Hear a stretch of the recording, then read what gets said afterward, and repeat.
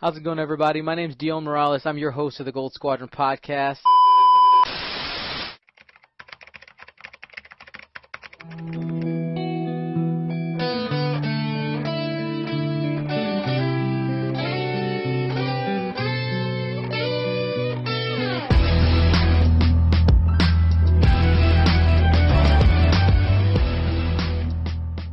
Tonight we're going to be kind of just moving forward. I had kind of an idea yesterday afternoon while I was thinking about this, and I think what we're going to do is make a little shift from our initial plan. Plug in the airbrush and maybe do a galaxy effect here and here to prep that for Skippy to be on there.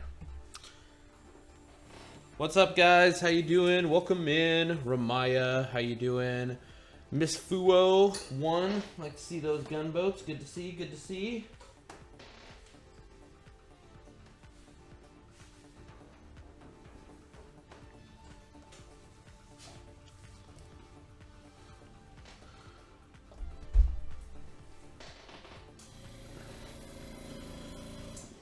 All right. So I think the first order of business that we're going to do tonight is we're going to just take this this area that we kind of blocked in. I think I'm going to make that black, and we're going to do a galaxy effect on that. So I'm just going to block that in black, and then we're going to take, just because we have the airbrush out and because we want to make this all purty, we'll take the airbrush and we'll clean up these blends a little bit and blend this out. I thought that it might be nice, now that we saw last week what we were doing with this guy with the brush blend, to get this up. We'll talk about here what we can do with the airbrush to get the blend up on that. Thought that might be a better use of time and resources than doing a separate video talking about all the blending. Blending only one box because because the other two boxes are gonna be black. Good, man. Looking forward to seeing Skippy. How am I? I'm doing good. Are you doing a tie series next? Maybe a type Phantom. We could do ties. I don't know. This is all pretty much up to you. Maybe we should put up a poll or something to see what people actually want.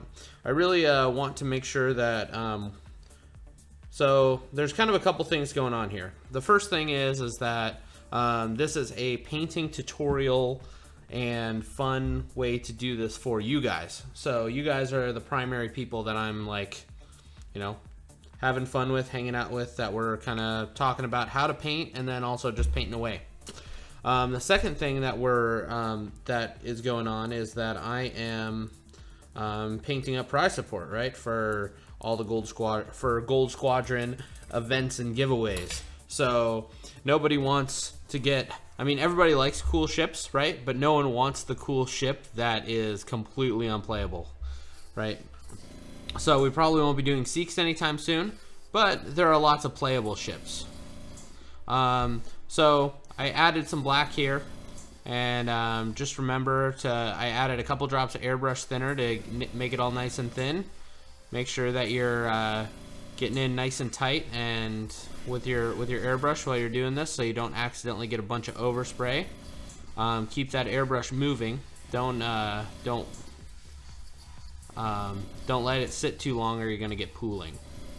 Right? Black is a really easy color to kind of make sure you got right. I am giving away all of my secrets. The Galaxy paint is something that I've done for a long time, and it's really not all that hard. It's pretty easy. But I think it would be very hard with just a brush. So if you have an airbrush and you want to follow along as we get to that, feel free. Yeah, that looks much better. This is going to look much better as kind of a space platform with Skippy. We'll do Skippy on Monday. I need to take some time to get that Illustrator design squared away and get the stencil cut out. I'm not confident enough in my freehand abilities to try and get this going. Might have to be back. I gotta call my mom's phone repeatedly to find it. She lost it on her couch. All right, cool, man. We're gonna be here for quite a while tonight. We're gonna be hanging out for a long time tonight. Maybe, probably until, I don't know, 10:30. I'm imagining. So we got a couple. I also have a little surprise if we wind up getting done with what we want to get done for the for this guy. I think I'm gonna move on to one of my personal projects that I'm working on. I'll give you a little hint here. So this is an infinity model that I'm working on, and so if we finish up with that gold with the YV piece to get that to a nice place tonight, then we'll move on to that guy and get some work done on him. 5 hours, yeah, something like that. I mean, 10:30. That'll be about where we're at. So, first, what we're gonna do is we're gonna walk through while we're gonna kind of let this dry, let it do its thing. What we're gonna do, we have this blocked out, right? We did the we have the dark, we have the light, we have the mid-tone, and so I'm gonna take the mid-tone and I'm gonna start working it in here with the airbrush and kind of get a nice smooth blend on the light section, and then we'll take the dark blend and we'll put that in there. Okay, so I'm going to, so Thursdays are gonna kind of be like the wild card days. We're gonna have quite a lot of different stuff going on, and I'm not gonna work exceptionally hard at, it's gonna be a little less tutorial, a little more straight work, and as you guys have questions, if you wanna show off stuff, I do have some stuff in the Discord that I wanna show off, so maybe, I don't know, about 8:30 or so, we'll jump onto the Discord and maybe talk about some of the really cool stuff that that you guys came up with. So this is just straight gunmetal. Okay, remember, good airbrush technique. Make sure that you put some air out. You make sure that you're getting the color that you're expecting, and then use this nice. If you have stuff that you've already painted, just get a little bit closer to the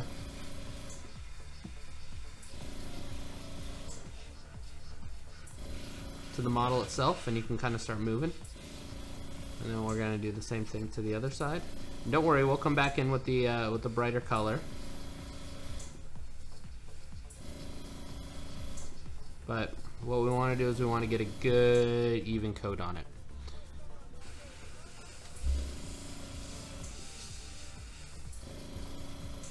We want to make sure that we have that this is all nice and smooth.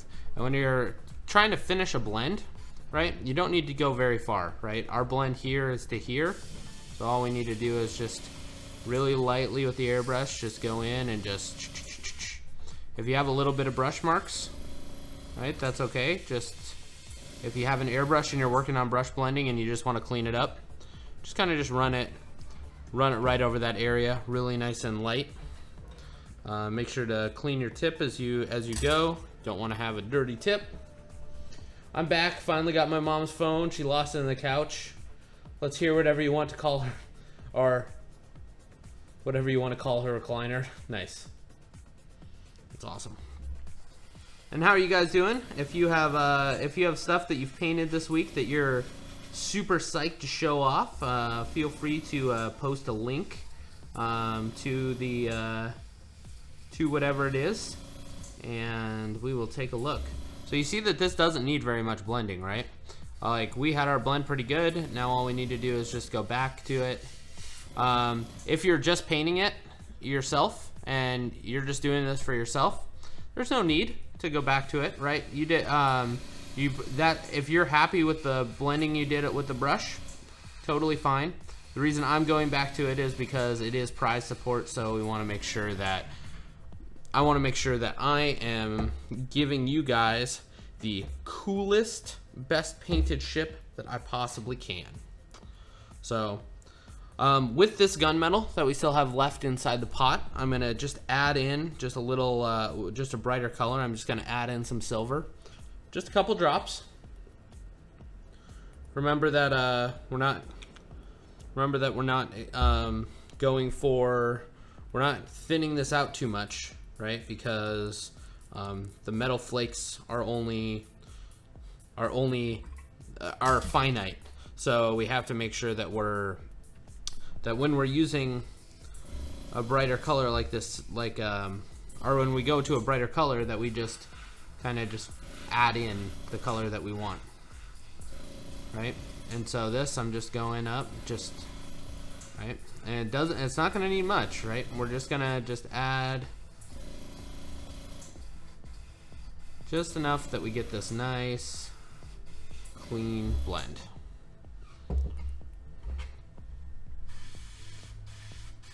Okay, that doesn't even need anything because we actually blended that pretty nicely. And this one shouldn't need a whole lot. I'm also trying I'm trying very hard with my fingers not to touch this black, but you can see that I did. So we'll have to go back with the black here at some point and clean that up, because I'm bad.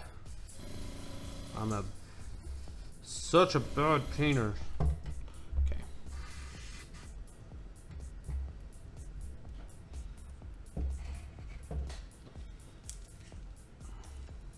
All right. I think we're gonna clean out the airbrush, add some just straight chrome, blend that into that stripe where it was at, make sure it's really bright, and then we'll just go to the dark. I want to see you do a hand painting job of one without the air piece next time around. I mean, so here's the thing. I mean, we can, but one, that's not my style. I tend to be pretty heavy with the airbrush when I'm doing work. Two, I mean, do you actually really want that, or do you just want to see a challenge piece of me doing something hard, right? Would you rather win a piece that I've airbrushed all the way through and that I finish with the brush and I do all that work, or do you want to actually win a piece that I've hand painted?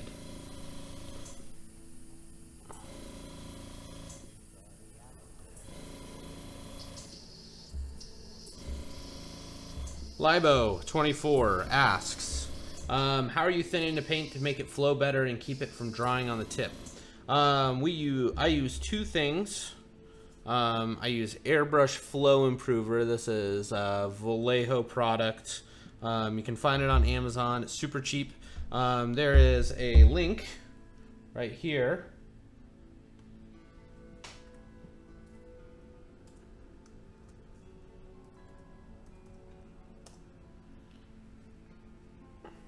I think that should come up, or it's links or something. I don't know. Yeah, there we go. So if you click on that, you can, I think the Flow Improver should be in there. There's also Airbrush Thinner, right? Which, Airbrush Thinner thins the paint. Airbrush Flow Improver keeps it from drying on the tip. With metallics, we don't want to thin them too much because there's only so many little mica flakes in there. And if you use an air metal, it goes through the pot pretty easily, so you don't really need to worry about that. Okay, so Mafuso says, what I want to see is a hand painted one because there are people like me who can't have a place where they could use the airbrush. This is also stuck at hand painting, so it's more of a tutorial for those who can't use those pieces. Right, so so all the airbrush is doing, Mafuso, we'll get to you in a second. All the airbrush is doing, Mafuso, is just making things faster. What we talked about last week, or what we talked about on Monday with doing this blending, we can eventually do this with the brush. It just takes longer, right? And we only have so much time. You guys, Twitch is so hard because if I was on every single day and we were just painting this, like fine, we would be hanging out and you would see me blending for a long time. Right, over and over and over, and getting these blends just right, especially on a panel like this that's pretty big. Otherwise, you so you can do this with a brush, just takes longer. You just have to keep working those blends. Airbrush just tends to make it a little faster, and I feel like for what we're doing here, be better.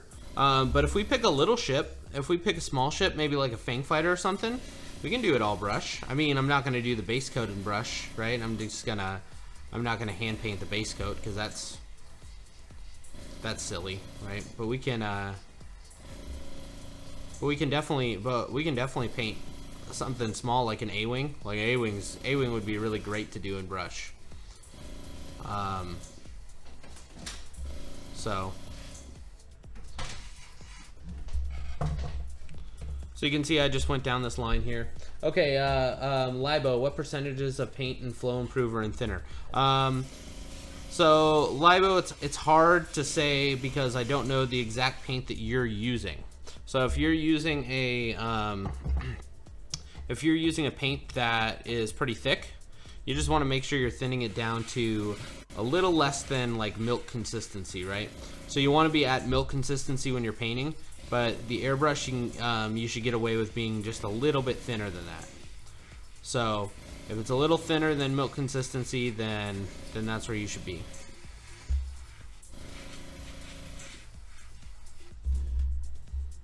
Okay.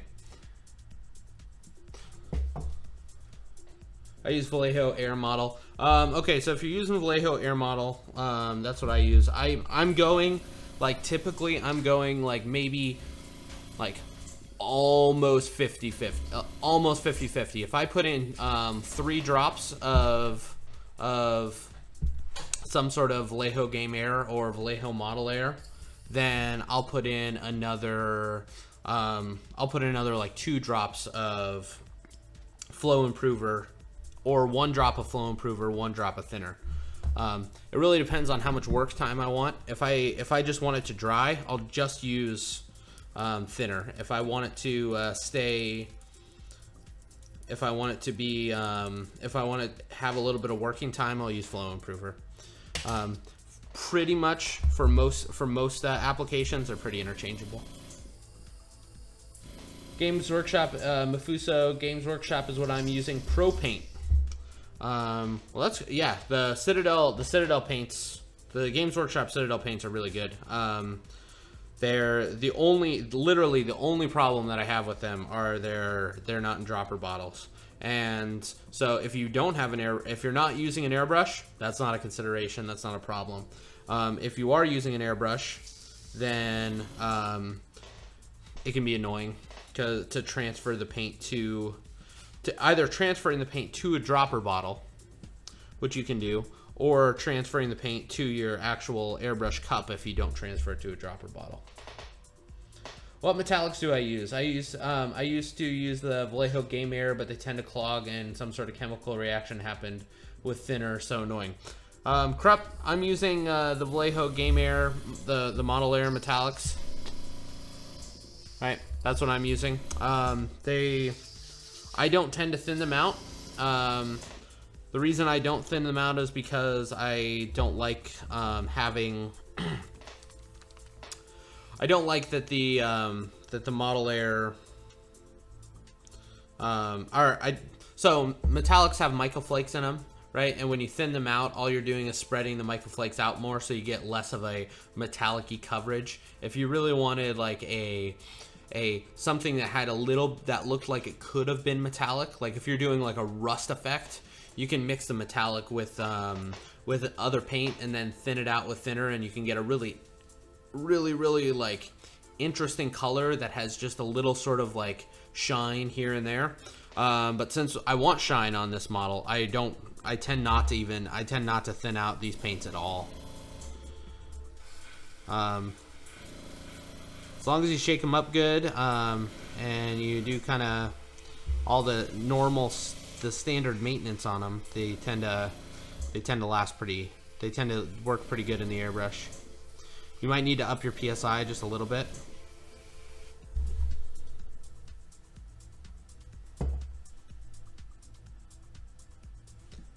Yeah, Krupps, yeah. So you don't. Not to say you can't thin them, but just as a general rule, I just don't. Right. So I took the dark metallic and I just kind of stuck it in the recesses there.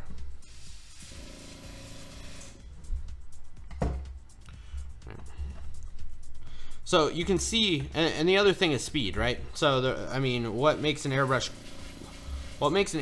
good, right, is how much faster you can paint blends, right? It's not good for everything, and we'll talk about the things that it's not good for, and when it's not good for it, we won't use it. But for how fast you can blend up things, it's just unimaginable. It's just crazy. Like, look how fast we did this blend on this side. We've only been hanging out here for like, I don't know, what, 10 minutes? And this blend is already like pretty close to perfect. It's almost exactly what I was kind of envisioning in my head. So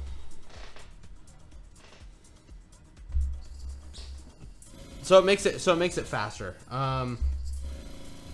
But yes, I understand what you're saying, and your feedback is noted. I will make an effort that that we have weeks where we don't use the airbrush at all, or that we talk about, like, okay, if you're doing it with a brush, this is how you would do it, right? On Monday we talked about kind of how to blend, and we talked about basics of blending. So go back to the YouTube video and watch that if you're interested, if you weren't here, and then you can take some time to, I mean, brush is just all about practice, man. It's putting in those hours. And I can't even say I can't say with a straight face that I am an incredible brush painter. No, I can do it over time, right? But I can't do it fast for you. I can send you to people. There's other YouTubers that, if you're really interested in this stuff and you really want to learn how to do that, and you want to learn from someone who is very talented, I can tell you those people that you should go see and watch on Twitch, because I watch them, because I want to get better.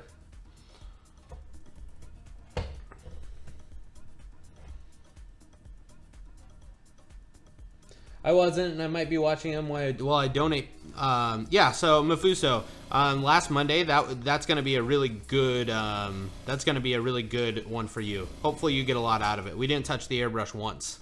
Not once. While I donate plasma tomorrow, I mean, I'll be donating the day after tomorrow. Tomorrow I have my Vanguard tournament. Is that X-Wing, or are you talking about 40K?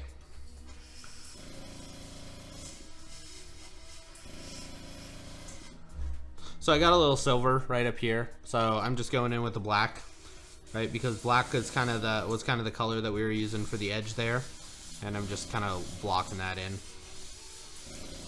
When I'm using the airbrush, remember, I'm not spraying at wherever it is. I'm spraying beyond it, and I'm using the overspray to catch these edges. And so all I'm doing right now is I'm just catching the edges here on this gold that we did on last Monday, because we had that crazy cold snap, and it turns out that painting in really cold weather sucks, and I'm not gonna do that. So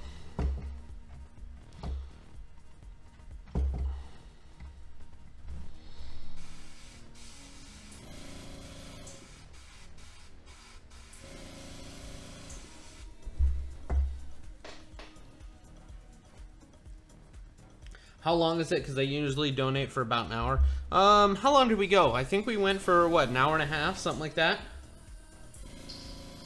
I'm going to be back later. I'm going to go look at airbrushes on Amazon and try and find one under 40 bucks. My personal advice is just wait, save up, buy airbrushes that are super cheap are going to be really good for base coating. They're not going to be amazing for painting. Can you get good with it? Yeah, you can get good with anything with practice. But you're going to have a much easier time if you just wait, save those dollar bills, and get to a better spot. Just curious, why didn't you remove the wings to make painting a little easier? I don't know, because I didn't think about it. Because I can get around the wings. The wings aren't in the way. I mean, they're in the way when I'm like setting it down, trying to like show it on the camera, but they're not in the way when I'm just painting.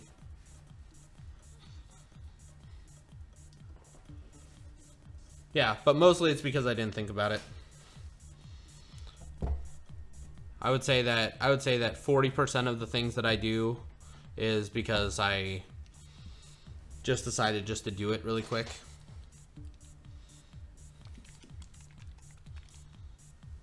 And not because I like actually know what I'm doing. I was just like, all right, we're just gonna try this. So like that, I think this bottom portion, we're just gonna take gunmetal. We're gonna run it up here. We're just gonna do a basic fade on it because no one looks at the bottom of the ship. And so, but we want some color on there in case someone does and they say, oh yeah, okay, you painted the bottom of the ship. That's really cool. But we don't need to do it to the same level of detail that we did the rest of the ship. And if we get a little overspray on something, we don't necessarily need to fix it too hard. It's not it's really not the end of the world.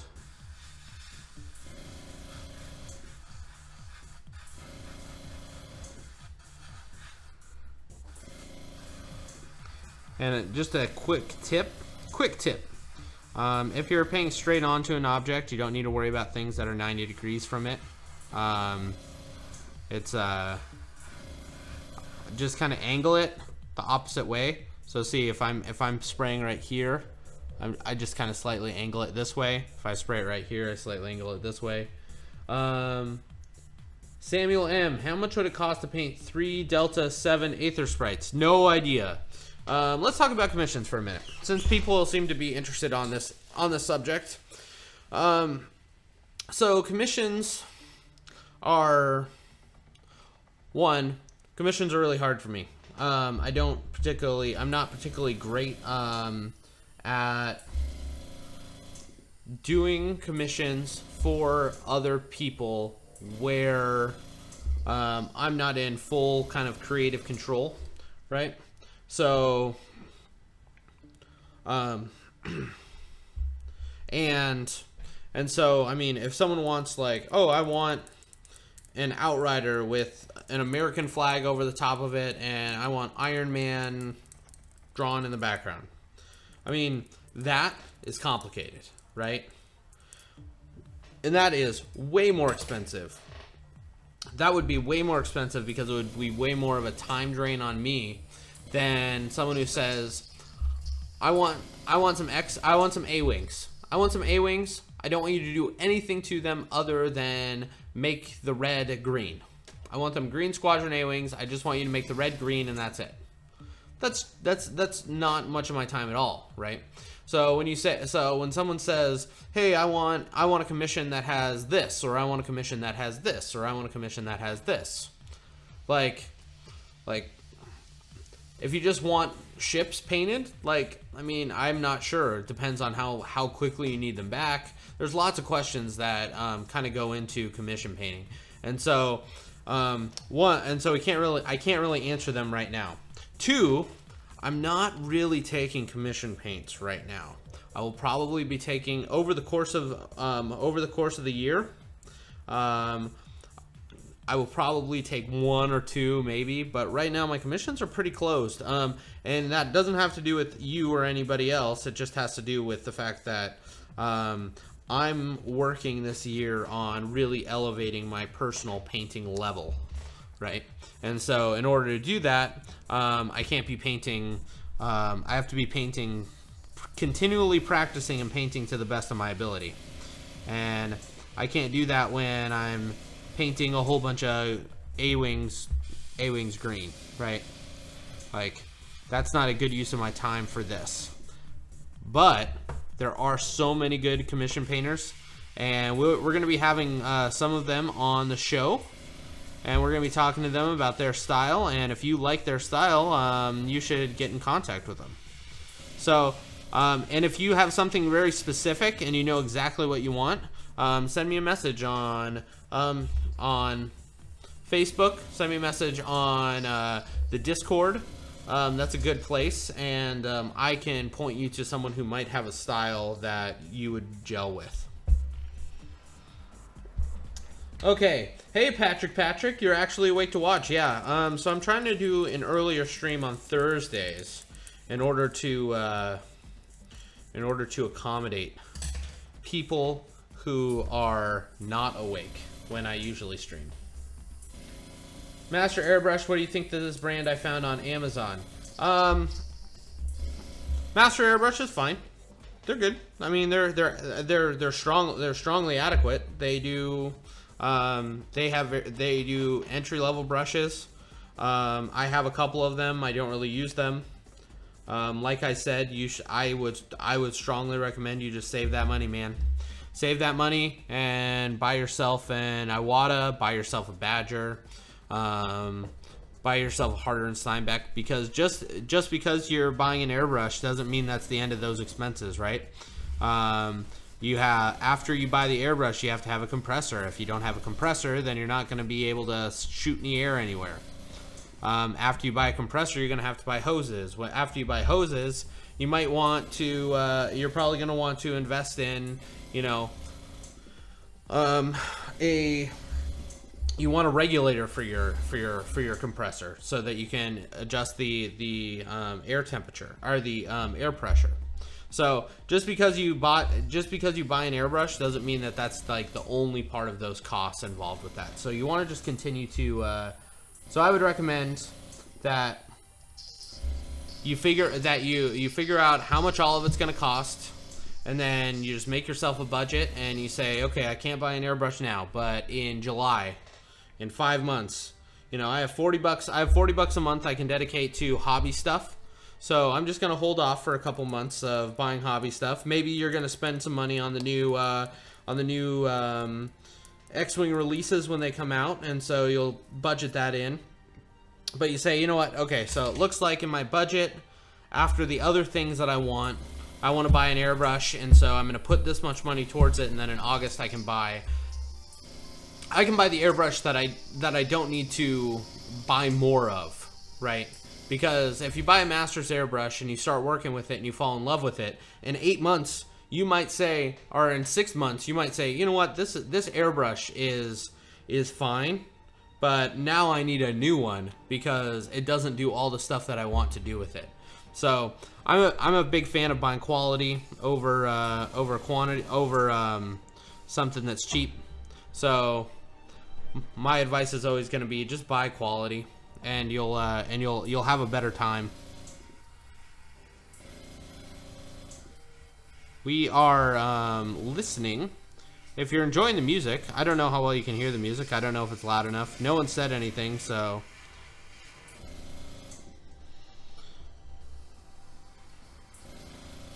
if you're enjoying the music, this is music by a streamer that we are that I'm friends with. 40 bucks a week, and I can buy buy in bulk and parts though, because I have 40 bucks every week. I don't really activate. Yeah, so I mean, like, what I'm saying is, I don't really, I mean, I care about you as a person, but I don't really like my advice stands no matter what the number is and what the quantity is. Just I would say just hold until you can buy something that is quality. What is up, John Ben Young? How you doing? Hey, Bobo Lahant. Bobo de Lahant. I don't know how to pronounce your name. Isaiah Brody, how you doing, man? Oh, you were there for like a really long time, so sorry I ignored you. I didn't mean to. I just was talking about things. When I talk about things, I tend to miss stuff. You gonna do any dry brushing over the raised detail? No, but we might do some edge highlighting. I prefer I strongly prefer edge highlighting over dry brushing. Anything that involves some control, I definitely prefer. And we'll talk about shadowing and edge highlighting here in just a little bit. I'm still waiting for this black to dry because I had to repaint it because I was bad and I touched it while it was still wet. And have a nice day. I'm getting fed up with my mom's phone ringing in the living room where I'm at, so I'm gonna go to my room and play on my laptop. Have a nice day. See you, man. Oh, hey Phil Sebo, how you doing? I don't know if I said hello to you. If I didn't, then sorry. Good to see you. Good to see you. We are going to move. Actually, so in airbrushing, if you're airbrushing just little things, it's no big deal. If you're airbrushing big things for a while, you should probably wear some PPE. So I'm gonna do that. Up.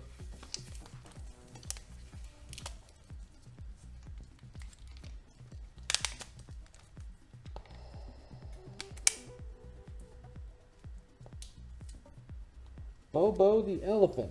Hey, can you guys still hear me? Can I still hear me? Oh, maybe I'll just flip my hat around. That works.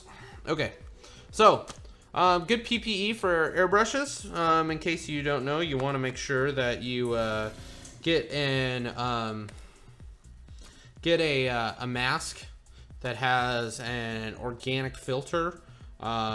Usually in the US, these are going to be purple or purple pink, right? You can see in my little cam there, they look like that. Okay, and a simple dust mask, not going to do it. These vapors are so small, they'll just go right through that dust mask and will still get in your lungs. And you want to avoid particles in your lungs. Okay, so I'm gonna kind of walk through what I'm gonna do, and then I'm just gonna do it. All right. So what I'm gonna do is I'm gonna take light gray, okay, and I'm gonna mix that with white. If I can find my white. White is here somewhere. Oh, there it is. With white. All right, and we're gonna start making little galaxy clouds.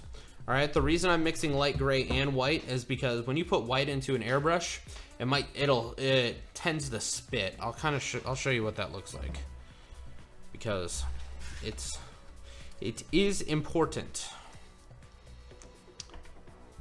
So when you spray with a regular airbrush or with a regular color, you'll get a pretty smooth consistency, right? We've kind of walked through that. But when you spray with white, white tends to splatter a little bit more. You tend to get a lot more of like clouding and splatter outside of where you would intend. And so instead of getting a nice smooth effect, you wind up getting a color that looks messy. So in order to avoid that, just mix a little bit of gray in, and then the gray will keep all of the particles bound. So all I'm going to do on this black area is I'm going to take this and I'm going to start kind of working in kind of galaxy clouds. Okay, we're just going to do this in monochrome right now. So we're just going to do this in black and white. Monochrome means black and white. And I'm going to push some clouds in and kind of make like this kind of nebulous effect. And then we'll go on to the next step. Galaxy clouds. Yeah, so, okay, hold on, we got this. Yellow is hard to spray too. Yeah. Yellow has a lot of white in it, so yellow can spray weird too. Let's see, galaxy clouds.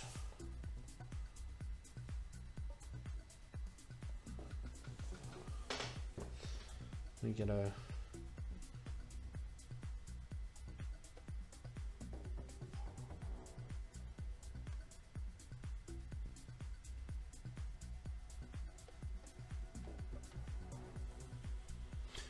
So let me go to my, so we're going to switch screens here.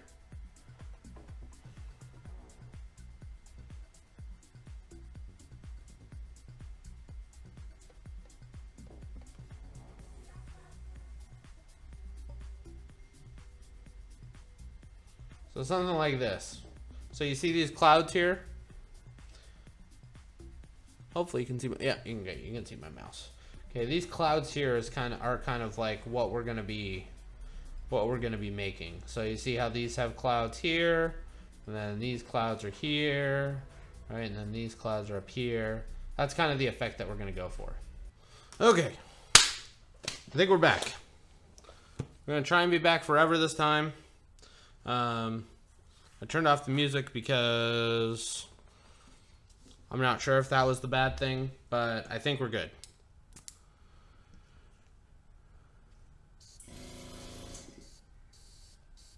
Okay, anybody use an aftermarket playmat? Any recommendations? FFG one always seems to be out of stock. There's places that you can get them printed. Camera is not enjoying all the paint fumes. Right. Yeah, the camera is making OBS just die. No. See, so what it is I just need to stop being lazy, and I need to actually plug in an HDMI cord to my TV and have that be the second monitor. For now, I was just trying to be slick and use my Apple TV and stream from my Mac and stream it to the TV and have OBS be up there. But whenever OBS loses its connection to, or whenever the Apple loses its connection to the TV, it shuts off. But oddly, whenever the Apple TV shuts off its screen display, OBS is just like, OBS is what I use to actually stream all my stuff. OBS is like, nope, I'm out. See you later. So anyway, it's a whole thing. So anyway, I'm gonna paint some galaxies here. T4 viral. If someone has answers for T4 viral, let them know. If not, we'll talk about it here in just a minute.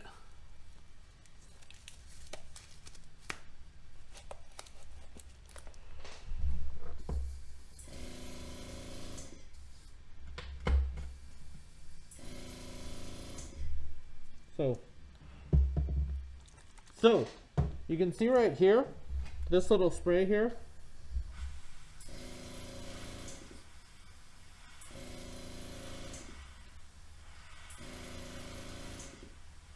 That's kind of what the white looks like.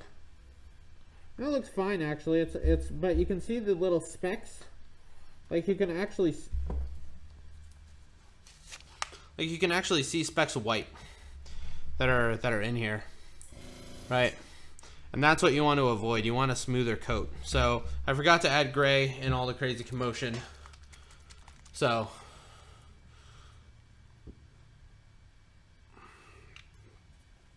add some gray. Add a couple drops of airbrush thinner. I don't want that too thin though. Mix it up and we'll be good to go.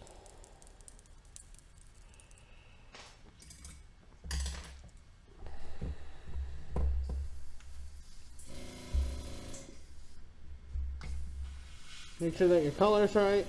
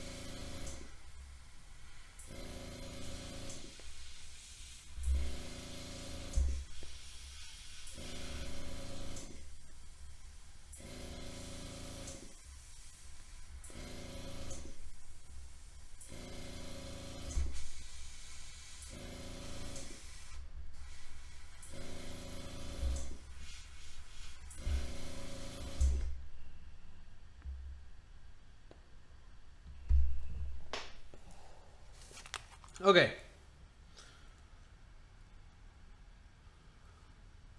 Why does houndstooth look green? I hope it doesn't look green. Doesn't look green here. It's just your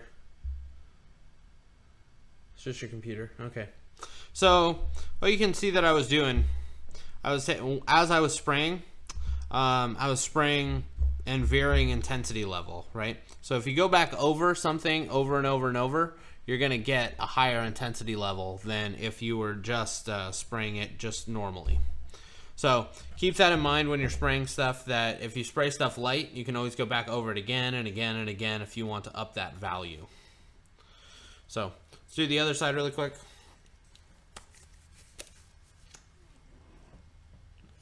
And you just want to make random patterns. If you can't hear me, well, that's the way it goes.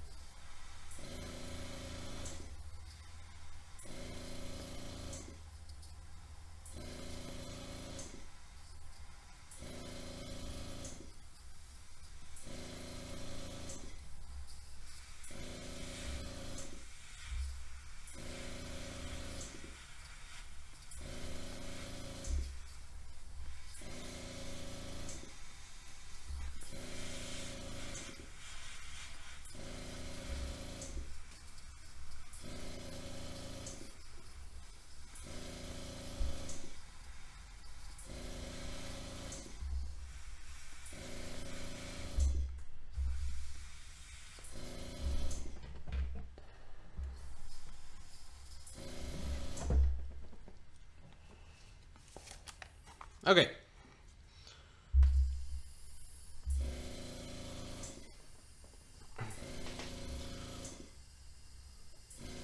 So hopefully that kind of make. Thanks T4 Viral. Maybe it was just T4 Viral's fault. He was just like, yep, I'm here. I have some time before I have to run back to work, so I'm gonna go watch this really quick. And then the minute he starts talking, he's like, hey guys, I have a thing. Then the stream cuts out.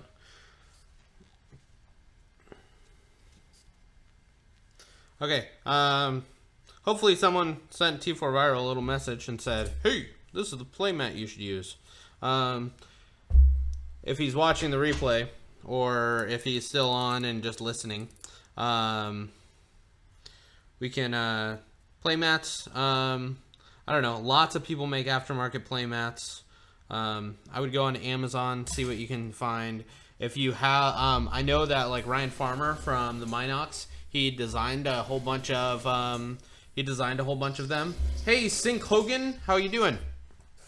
He designed a whole bunch of playmats, and you can just download them, and you can go get them custom printed. There's lots of places. Just Google custom neoprene printing, and there's lots of places that you can find it. It'll run you like $40, $50, but for the most part, it's pretty good. So, let's see, where are we at? We're gonna now we're gonna talk about color choices for a little bit. So, color choices. As we're gonna use. I showed you the picture of the galaxy, right? So we can make the galaxy whatever color we want, or any mixture of colors that we want. But a good thing to think about is what your end goal is. And so our end goal is to put Skippy on both sides of this. Skippy is, if you weren't listening to, if you're not in the Discord, or you haven't listened to the last couple Gold Squadron podcast episodes, Skippy is the droid, the Jedi droid, the droid who could use the Force. That proves that droids do live, right? So what we can do is we can take some different colors. We're gonna overlay them. We're gonna be using the game inks, right? Inks are really, really thin but high intensity, super transparent paints that allow you to that will allow us to put colors over each other and then mix them kind of nicely on the palette themselves. So since we have Skippy and he's going to be blue, right? I want to avoid any blue colors. And since he's not a bad guy, right? In Star Wars, bad guys are red.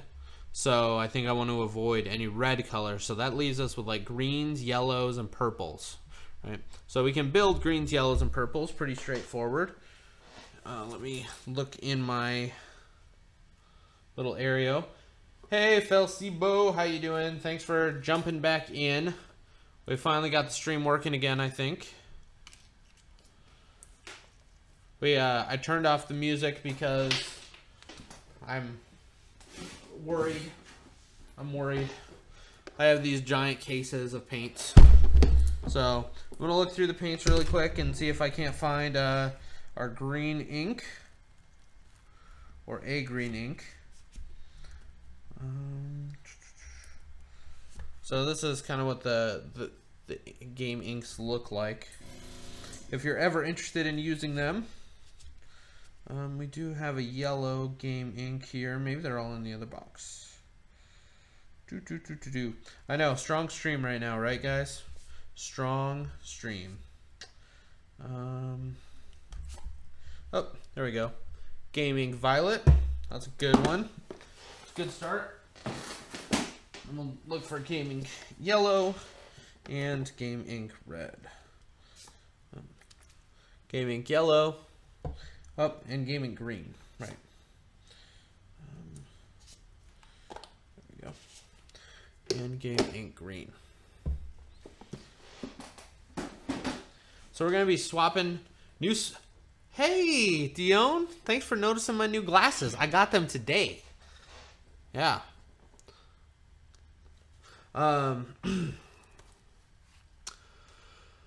So what we're gonna do?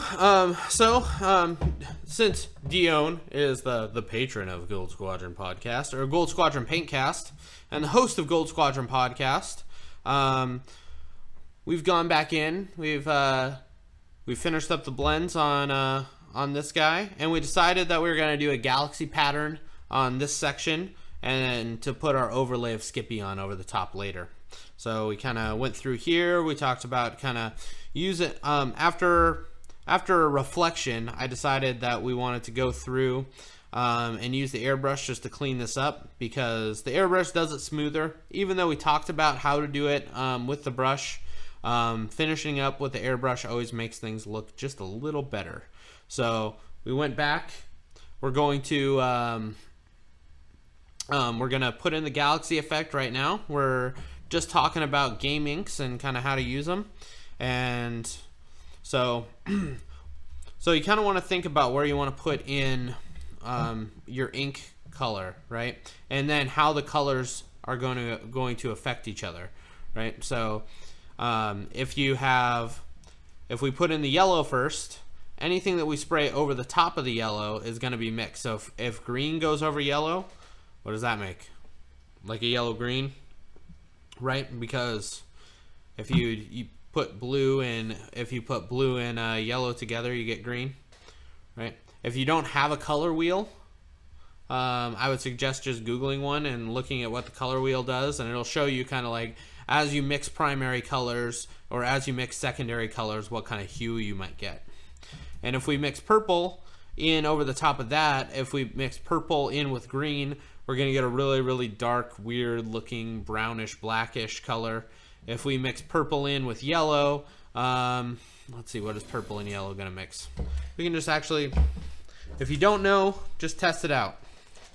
So take this little envelope here. We'll take a little purple, put that on. Take a little green, put that on. Take a little yellow, put that on. Okay, so if we have yellow, okay, and the yellow's here, and we have green. Green is here. We have purple. The purple's up here.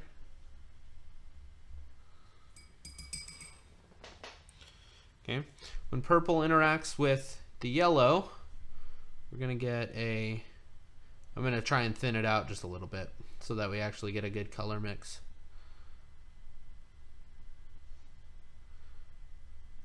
We almost get like a black color. So that's good to know. We don't really want that. We know that we don't want that that purple and yellow to mix, right? And when we hit that yellow, you can see that we get like a yellow green, right?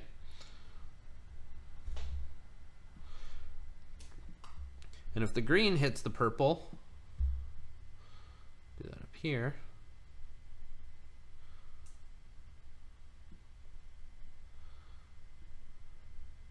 We almost get a blue, like, right? Like a blue-green. All right. It's really dark though, so potentially, so we potentially might think about just using this purple really sparingly because it doesn't seem to mix very well with our colors.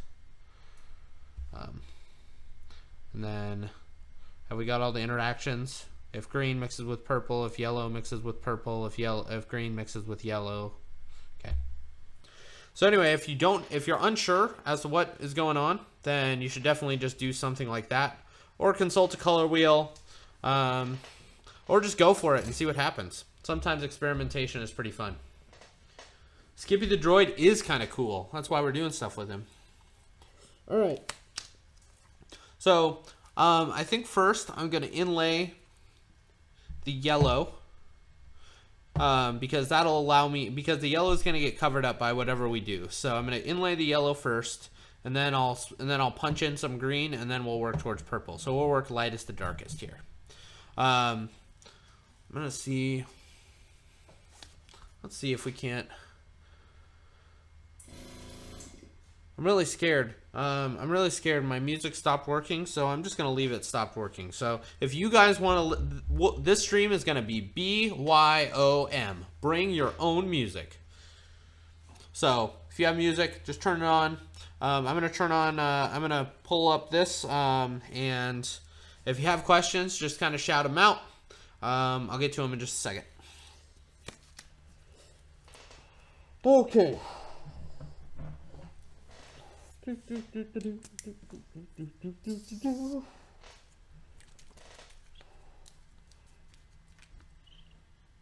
So, with the gamings, I'm putting in like, oh.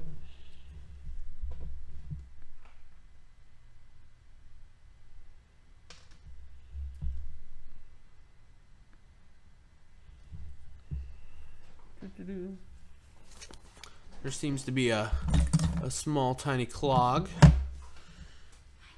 and so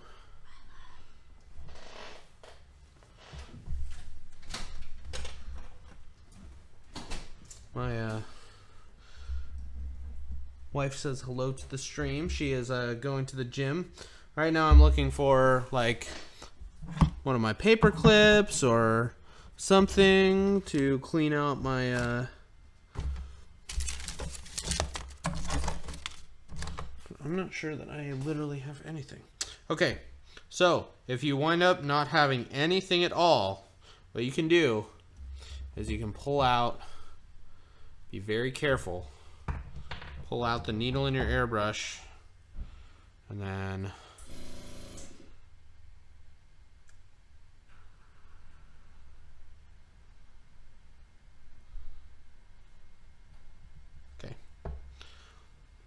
and then take a paper towel, make sure you get it clean. That's not recommended, but if you're in a pinch, use what you got. It's a good tip for life too. If you're in a pinch, use what you got. So I'm gonna put like, I don't know, 3 drops in, and then I am gonna thin this out quite a bit. So I'm going to put like 4 drops of airbrush thinner, right?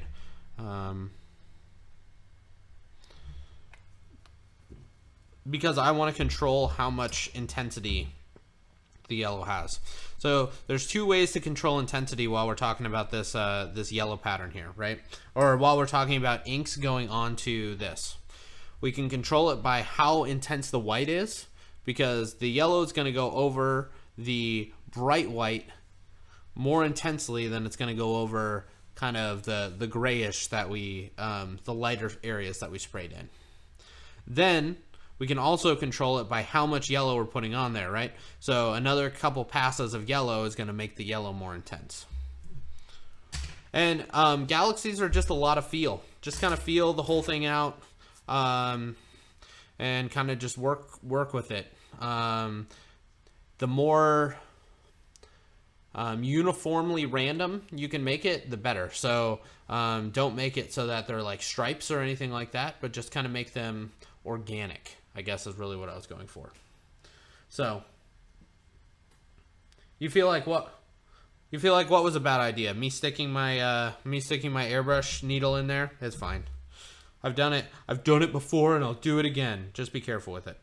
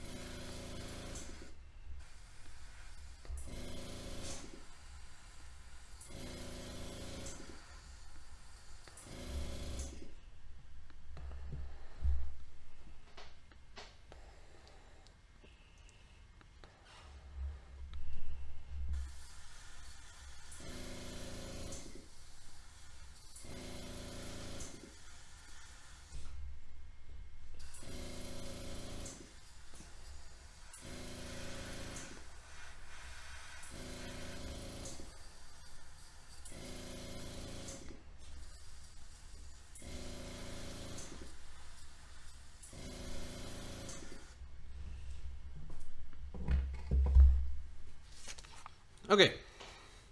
If you still have extra in there, I know it's thinned out, but that's okay. Just because it has thinner on it doesn't mean that it's bad. You can just pull off the top of your ink,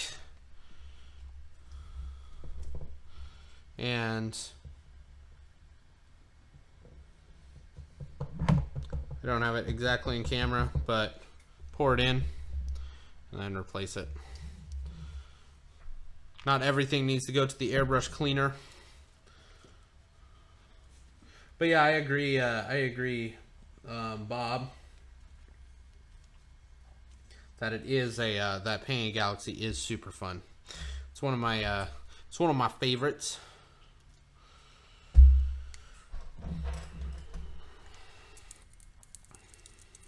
So what we're doing now, I'm just quickly cleaning out the airbrush. Gonna put in the green.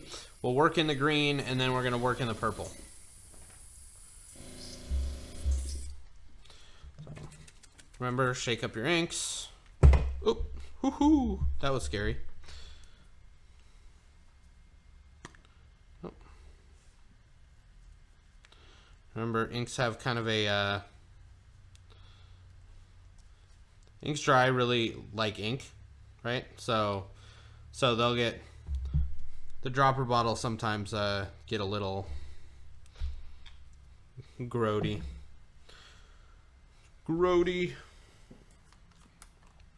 How's everybody doing tonight? Anybody playing X-Wing? You guys painting? You ready for the weekend? Anybody have some big tournaments coming up this weekend? Let's get this. You guys can chat. You don't have to just talk. We don't have to just talk about painting. We can talk about literally whatever you want.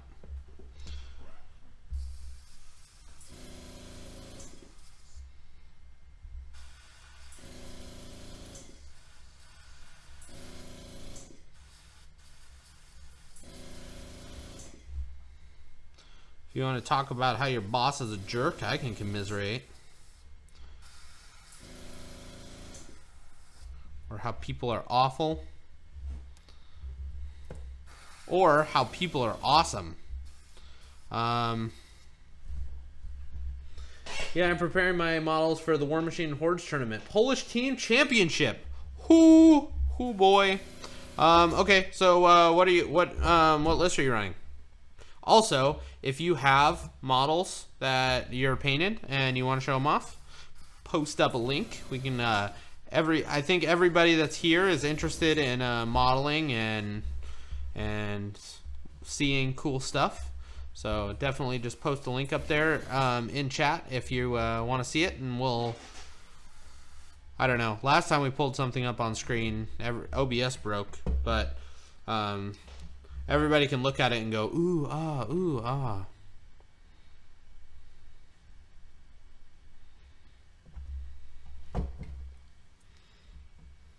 Watching Incredible 2 with the kids. Yeah, that is a good movie. And it's on Netflix right now, if I recall correctly.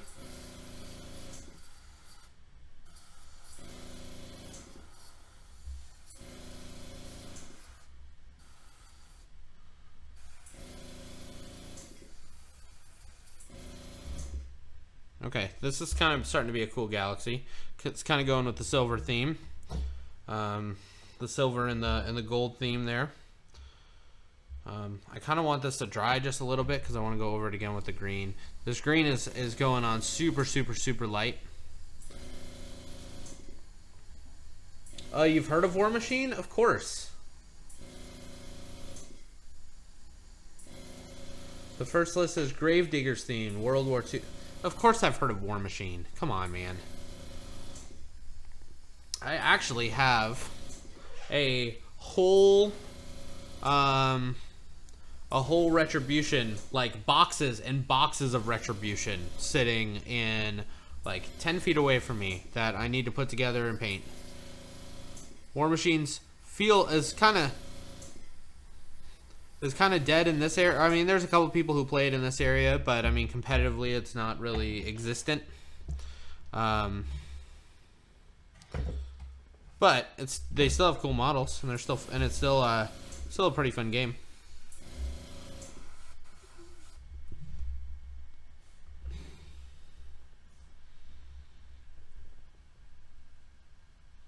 Have you watched the WTC 2018? I've been commenting the stream. No, I haven't, but I will now. Post up a link to it. It's always important that we support all of the other endeavors that everybody else in this community is doing. Just because I'm here on stream, right, with you guys, doesn't really mean shit, right? Doesn't really mean anything. We're just, I apologize for my language. I'm sorry. Everybody has stuff that they bring to this community or other communities, and we can always learn from them. And given the option, we should do our best to support every single person in their goals in the community, right? So Dion's goals in the community is to bring everybody together, right? And so as part of that, it's not just about X-Wing, right? It's about, oh man, Kazum Cabra is a commentator for other games, and if you're interested in those other games or you just want to support him, you should go out and just when the next time he's commentating, just stop by, say hello, be like, what's up, man, how you doing, saw you from the Gold Squadron podcast, and that way then we start growing community together. Speaking of, if you're interested in kind of being involved a little more, go onto our Discord. We have a Gold Squadron has a Discord. It's open to everybody, and there you can talk about lists, you can talk about tactics, you can talk about strategy.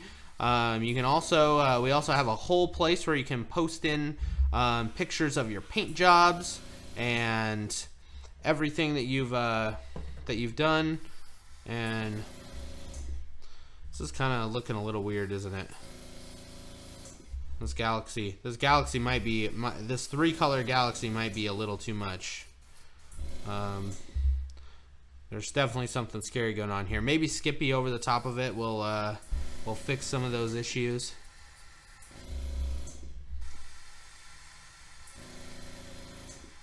So I'm really kind of carefully blending this in, trying to just giving it just the smallest bit of air. When I'm doing galaxies, I feel like I need like 4 airbrushes to have just all my colors, so I can just go one in and then go one in and then put one in.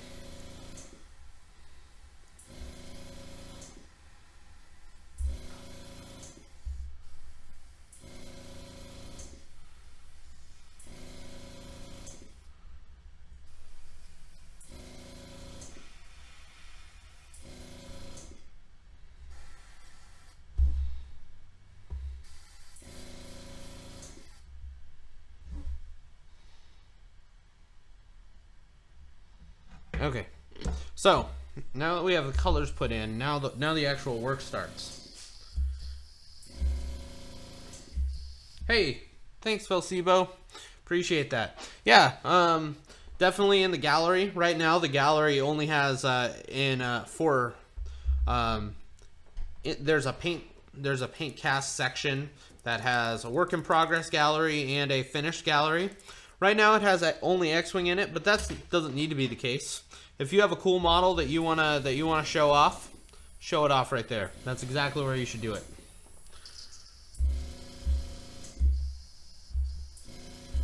Where am I from? I live in Fort Wayne, Indiana. So I live about 2.5 hours south of Chicago, and yeah. Okay, so what do we need to do now? There's 2 things that still need to be, or well, 3 things that still need to be done in order to make this galaxy look reasonable. I'd like to start painting X-Wing models. Well, then that's it's going to be a good spot for you. So here, if you put in, what we're going to do is we're going to take black and we're going to like fix all of these little clouds, right? We have a lot of overspray from the ink, and so we're going to fix those clouds. We're also going to put in some white and gray and kind of just lighten up some of these areas. Not all galaxies have are just like plain color, right? We're going to add in a little bit of, we're going to fix the monochrome, and that's it. It's quite cold, isn't it? Right now it's not. Right now it was about, I don't know, 40 something today. Last week it was super cold. Last week is the reason we didn't have a Thursday stream. So, yeah, it was like negative 22 or something like that. It was terrible.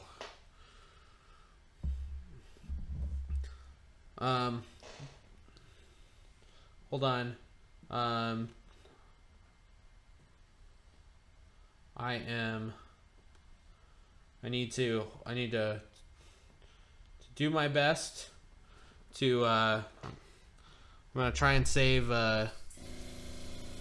Chupa's link here because I can't watch it right now. I want to save it so I can watch it later.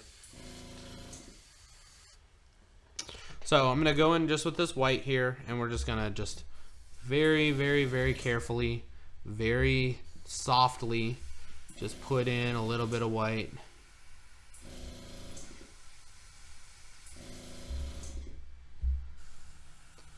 You can use this white to fix places that you kind of messed up before, right? If you're like, oh, I really don't like how that blend looked, you can kind of go over that with the white and kind of fix it.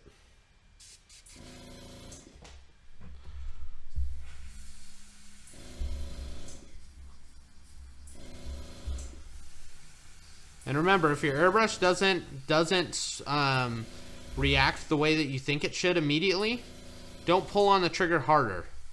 At least not in front of your model. If you need to check it, go back over to the side here and pull up your model. What? Microsoft Office Utilities is not updated for your Mac and needs to be updated? I don't care. Why are you telling me this now, computer? Can't you see that I'm streaming? So, like, this portion right here, really weird.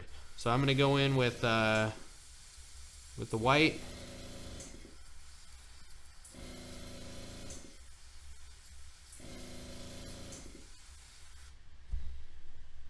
Kind of make a little cloud there. That way that it doesn't look as off-putting, right? Anywhere that the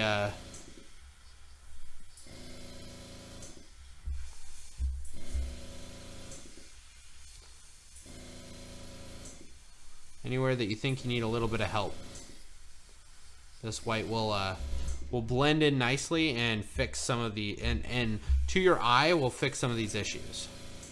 And it's really simple, really easy, and it's not more than you've already done.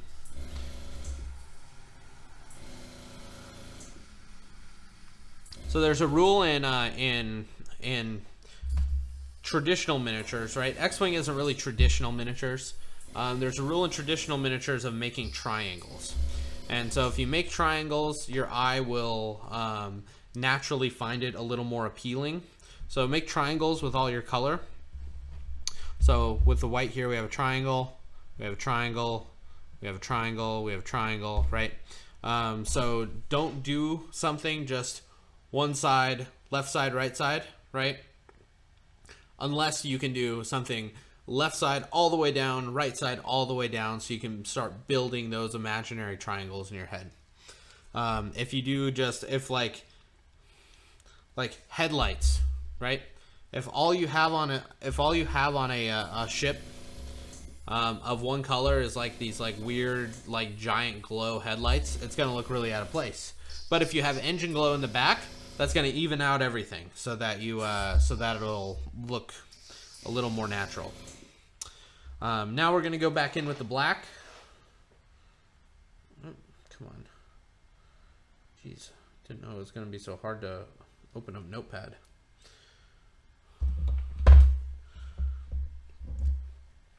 Yeah, so now we're going to go in with black, and what we're going to do with the black is take all the places that the ink oversprayed, whether or not you think you can see it.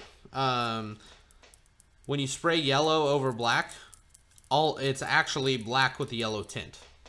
And when you spray purple over black, it's black with a purple tint. And so on and so forth. And if you look really close, it winds up looking a little weird. So what you want to do is you want to go back in with the black, thin it down just a little bit, make sure that it's thin enough that you're not going to go over all of the other colors that you've already put in, unless you want to bring that color down, and that's okay too. It's okay to say, man, this color got out of control. We need to make this, we need to pare down this area a little bit.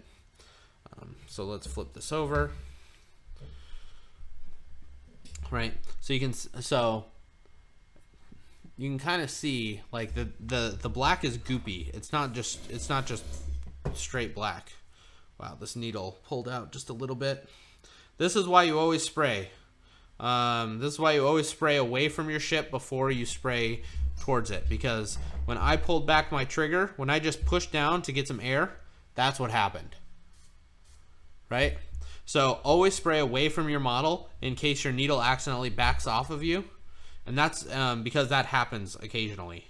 So make sure that you get your needle in all the way, and then when you spray, you just get regular air. Right. So always do that check every single time. Get in the habit of it. It's going to, if you don't, you're gonna be sad face panda one day.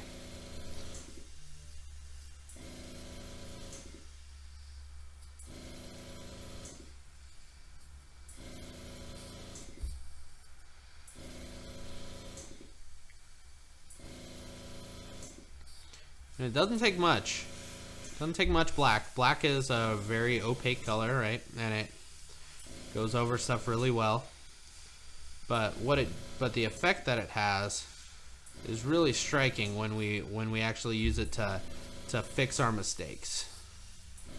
And this is all we're doing, is we're just fixing all these clouds, right? We're making them look, we're reshaping them into interesting nebulae.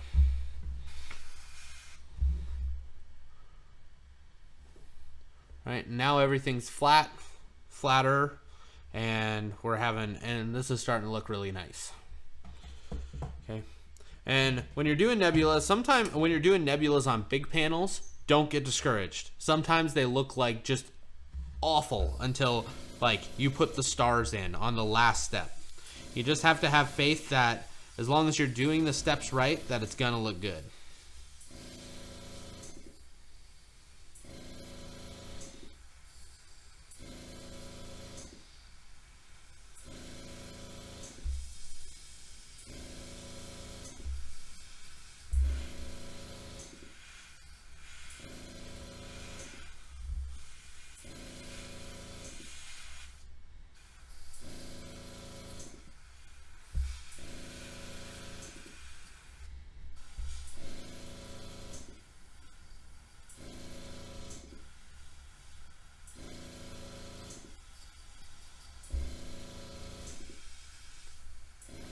So now this is looking pretty interesting, right? So we're pushing in all of the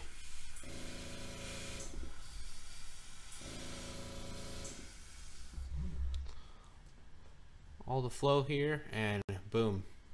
Now we're starting to get some cool colors. So we've gotten out of that stage of having really, really awkward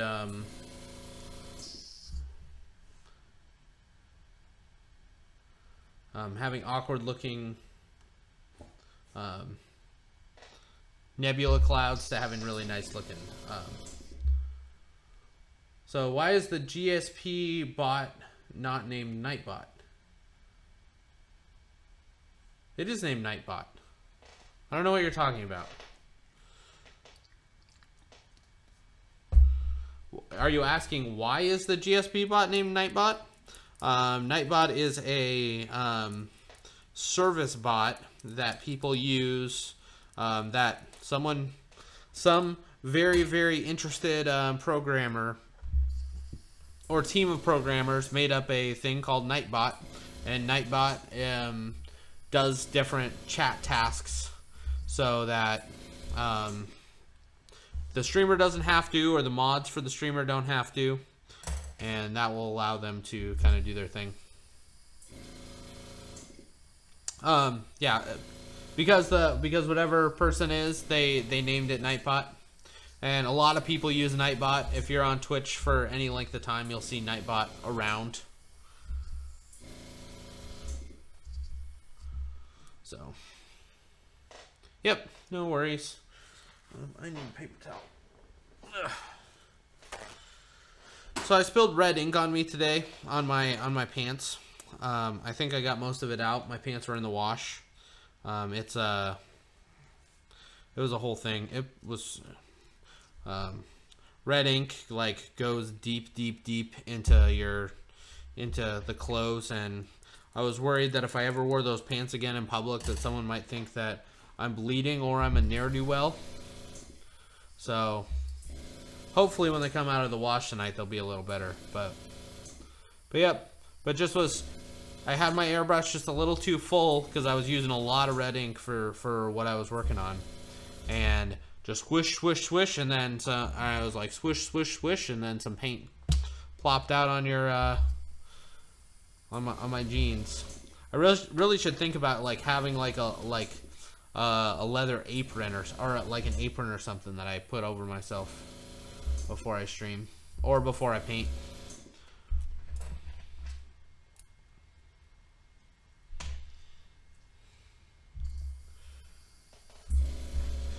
Okay. Does anybody have any questions about the process so far, about what we're doing, how we're doing it?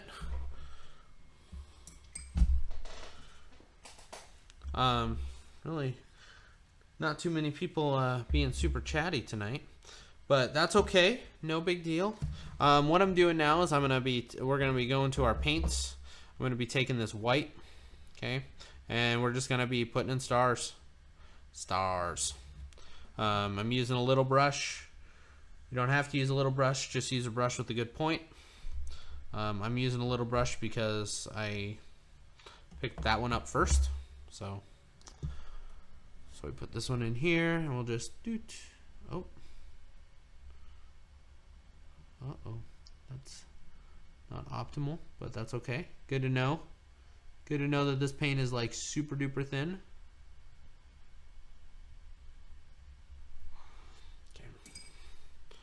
paint is too thin. So let's get some new paint out here on the board.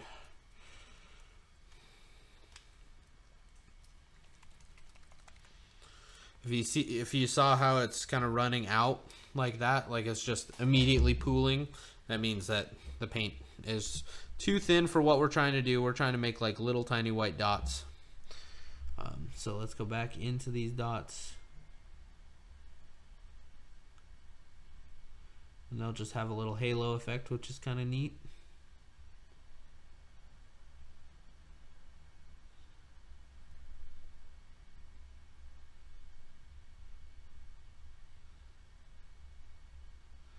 And all I'm doing is putting them in fairly random patterns at fairly random sizes. You definitely don't want to, you want them to continue to look kind of circle-ish or circular, but they don't have to be perfect circles. And you can kind of put them together. You can put them in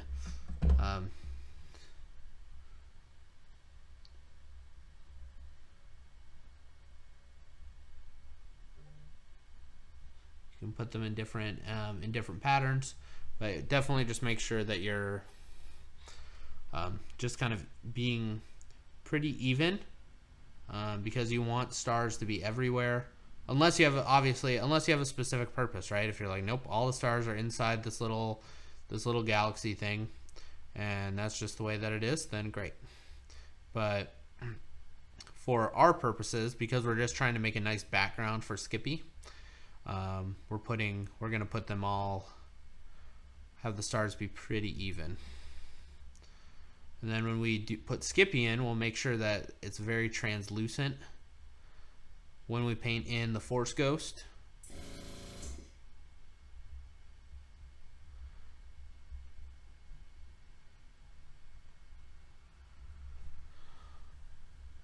And boom, suddenly that looks pretty good. We might even come back in with black and just kind of clean up those 3 stars. And that'll be pretty straightforward. Making sure not to get on our previous work. Put our fingers, since we turned over the ship.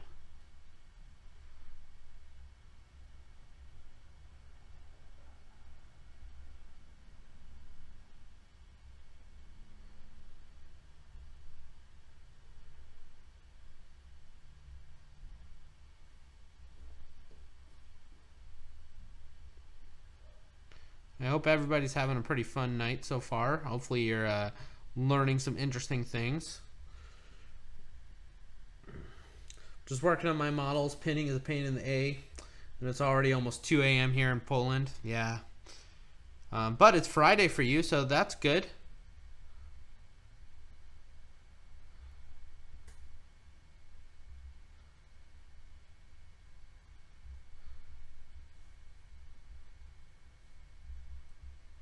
Hopefully, if things kind of calm down for me here and I can start getting into a nice good rhythm, I'm hopefully going to try and be doing this this cast, like have this cast start a little earlier.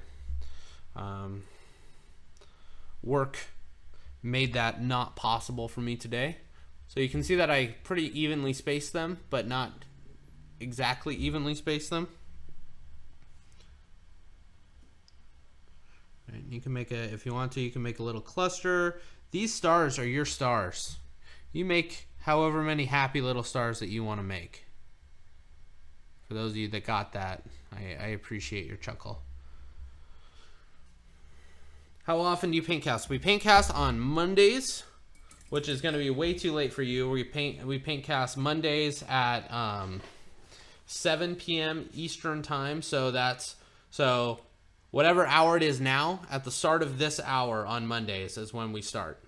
And then on Thursdays, we also do the cast. So Thursdays will probably be the day that you can probably show up. Otherwise, it's going to be Monday or Tuesday morning at 2 a.m. that we, your time, that we wind up streaming. And that's just too late for the Polish folks. Too late.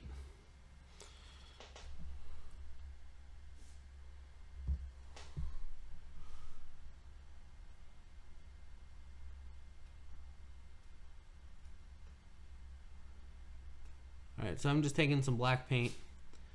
I didn't really like the halo effect too much. I thought that it was a little, since it wasn't on every star, it was a little off-putting. So I'm gonna cover this star all the way, and we'll just paint another star on top of it. Paint another star. Here we go. All right. And bam. Galaxy effect is as simple as that, folks. Pretty easy. Doesn't take very long once you get the hang of it, once you know what you're doing. Note that the bigger that the star is, the more that you'll want to make sure that it's circular. Otherwise, you get weird square things that will pop out to you and say, "Man, that is a weird looking star." Also, as you have bigger stars, you might want to increase the density of your star pattern so that it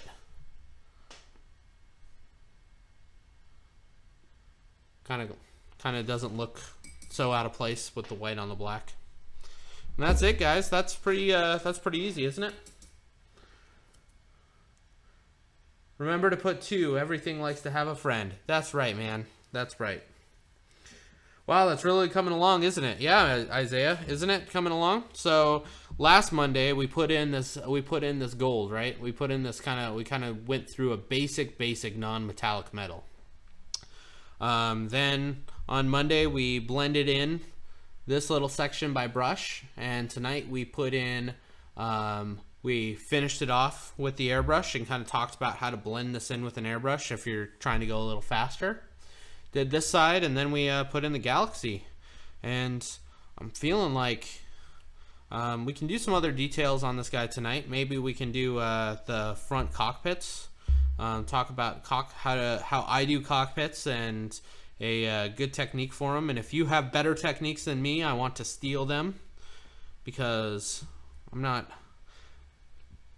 Even though I'm here, I'm definitely not the best painter out there. I'm an alright one, and I have pretty good ideas. So, but definitely not the best.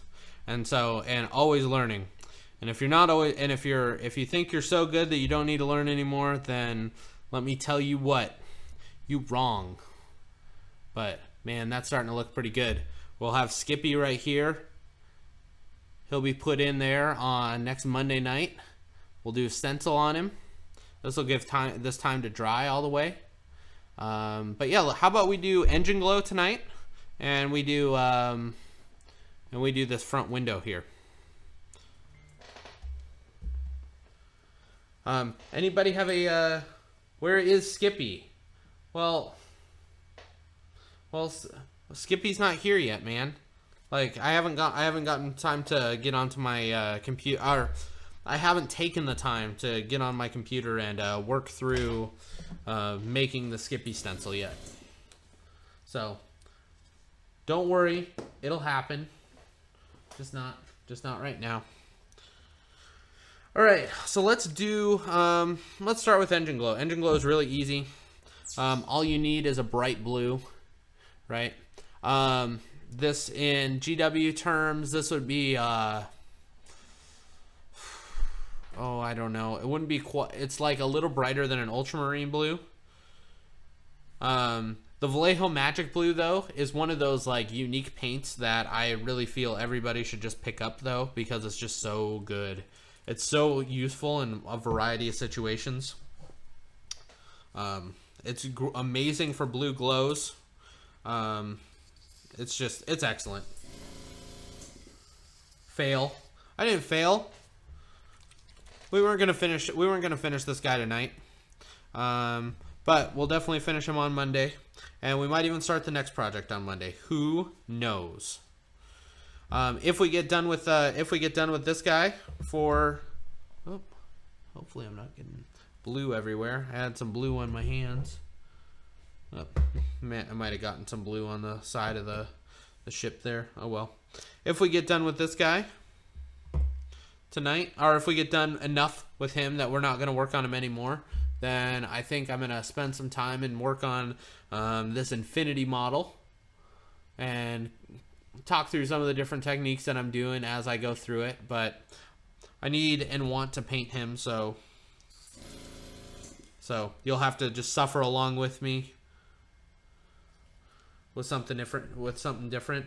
Ooh, what's next? You know what, Nair, I have no idea. I think we might work on, man, I don't know. What do you guys want to work on? We've done a scum ship. Do we need to do a different type of ship? I mean, eventually this is all going to be prize support for Gold Squadron podcast giveaways. And so, you know, so this is all kind of up to you guys. Nice. I have Monday off. Sweet. A green A-wing. Nice. That's funny. Oh, for those of you that may or may not be aware, this paint cast only happens because of you guys, and Dion only lets me do this because on his channel because of people like you guys for being here. So I appreciate you guys so much. If you have the opportunity and you're on Twitch and you're just like, yeah, I'm not there yet, just go up there, hit that follow button, right? If you're already following and you want to really jump on board, definitely hit that subscribe button. If you have Amazon Prime, you get 1 free subscription a month, and I mean, not to say you have to use it here, but you should use it somewhere. I mean, somewhere on Twitch, there is a streamer who really wants your, or who could really benefit from your free subscription, and you don't lose anything from it. All it is just you have an Amazon Prime. So what I'm doing right here is I'm taking Magic Blue, and I'm just spraying directly at the engine and letting the overspray create a glow effect, right? And then I'm going to go down just a little bit and kind of just even out where that glow is coming from. And then I'm not sure if these steam stacks should get glow, or if we should just like, I don't really know what this is supposed to do. It's not an engine, clearly. I don't really understand that at all. But anyway, so that's how you get your initial glow. And then all we're going to do is progressively add white until we hit the center section. Kylo ship, a silencer. Yeah, I mean, we can do a silencer. But, I mean, silencers are... We have a new silencer coming out at some point. In some release. It's going to be smaller. I don't know. Dion will tell me what he wants, or if you guys have like a really strong opinion, I have to have this ship, right? Then we can do that.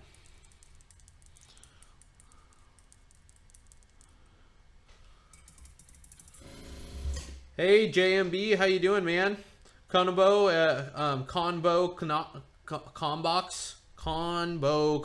says a YT 1300. Falcons are cool, man. I wouldn't be opposed to doing a Falcon. Everybody likes a Falcon. In the Discord the other day, we got a picture of a really cool yellow looking Falcon, which would have been neat. There's been a lot of cool pictures of Falcons inside the Discord recently. So now all I'm doing, let me get closer and on camera here. I'm just going in a little closer, and instead of letting the glow go all the way where I got the magic blue to go, now I'm just pushing it in just a little tighter, right?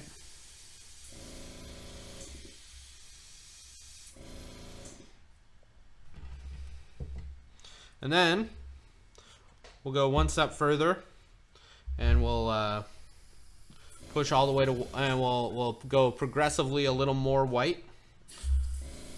Because the bigger you make your contrast, the neater the engine glow is going to look. So if your engine glow looks, so the closer you get to like pure white, the neater that your engine glow is gonna be. So just kind of progressively work towards that. Why not do a Falcon? Nice. What about a resistance bomber? Well, JMB, aren't resistance bombers like crazy hard to get right now?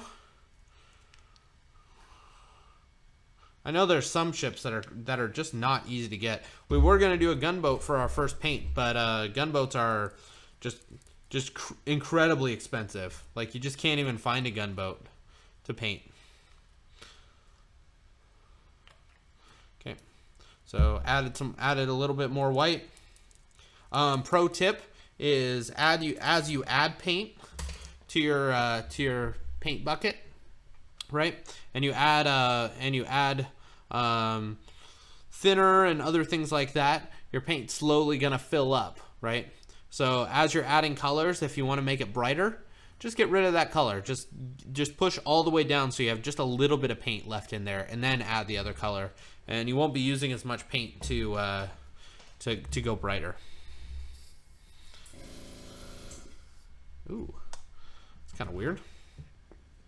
Had a weird little spray pattern going on there, so I don't think the tip of my airbrush is clean. Again, another reason why when you start spraying with the airbrush, never point directly at the airbrush. Still kind of weird, but whatever. I'll just roll with it.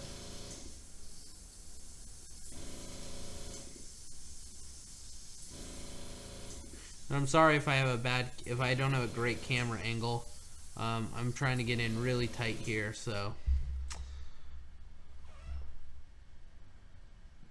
we're starting to get a really nice glow effect going on. And then the last thing is going to be just to go in with pure white, clean it out, and we're good to go. What about a Star Viper with a fading honeycomb pattern on its hull, with some sort of airbrush template or stuff like that? I mean, yeah, totally. We can do any of that stuff, and we'll probably wind up doing all of that stuff at some point. But the question is, what is next? And I don't have an answer for that. Maybe I'll make a poll up on Discord, and everybody can kind of vote and put in their votes, and we'll go that way. Hey, how's it going? Hey, Mad Mech, how you doing? Yeah, we've done some work tonight. It's coming along good. So, like I said, we're going directly to white now. And gonna see if our spray pattern has fixed itself. So you can see that the spray pattern is kind of like flat. See that? It's like we have like well, you can't see that. Let's see. So this is the reason why I'm showing you this, is because eventually you might run into this problem on your airbrush and you might want to fix it. So you can see that when I'm in close, like I'm getting like a flat stroke.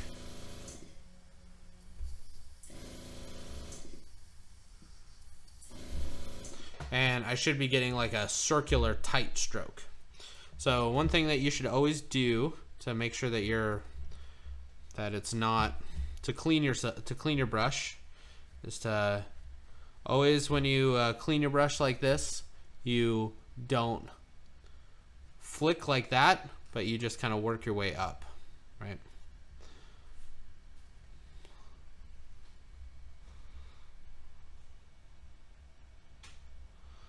You want to make sure that you just kind of look at the tip of your airbrush and make sure that it doesn't have any, make sure that it's not like pointed at a weird angle, right? The straighter your airbrush needle is, the better.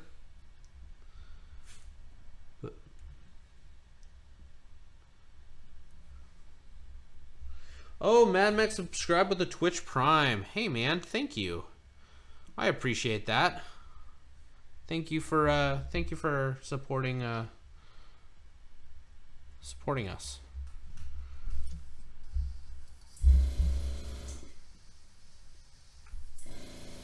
Nope, still have a weird little pattern going on there.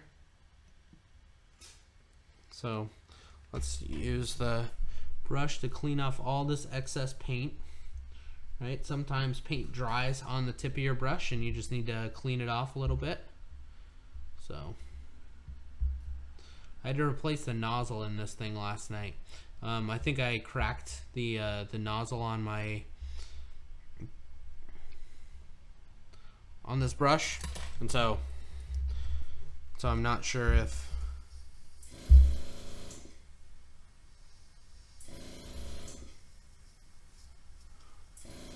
this keeps failing us. So you can see how as I pull back on the trigger, like instead of getting like, see how it sprays like that? That's super weird. It should be spraying in like a circle, right?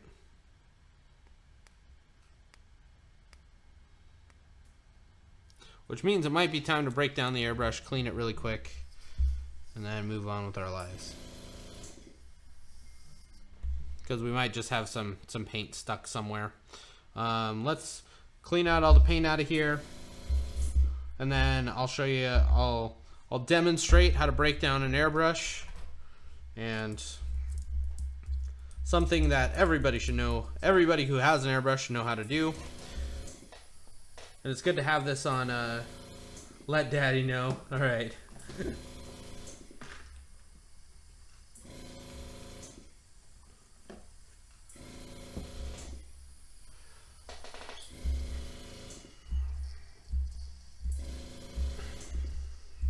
What are you up to tonight, Mad Mech? Anything exciting? All right. So the first thing we're gonna do is start breaking down all these pieces. All right. When the needle's out, you can pull out the trigger, and then your airbrush may or may not have a trigger guard, right? That you can just pull something back on. Make sure to take the air out. What we want to do is we want to just, let's see if I can undo it with my hands. So this is where the needle's at. Let me change the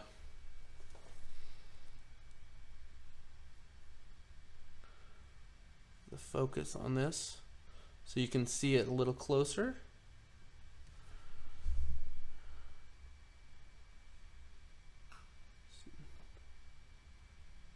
Let me close that in so you can see that there's some paint on there. Essentially the way that an airbrush works. Okay, so for those of you that don't know, air goes into here, and there's an air valve. Actually, let's just break this whole thing apart. We'll talk about every single piece on an airbrush. We have plenty of time tonight. We got nowhere to be. It's a Thursday night,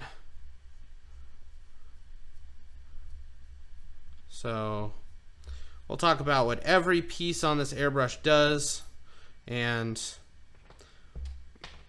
so that you have a better understanding if something goes wrong in your airbrush, how to fix it.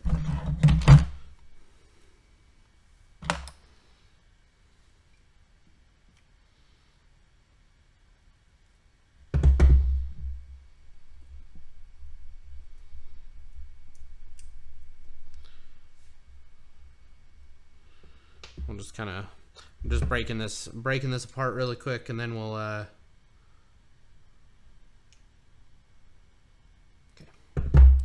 that shouldn't have, I don't know why that was so tight. Usually I keep it hand tight. That's okay. And then, oh, there we go.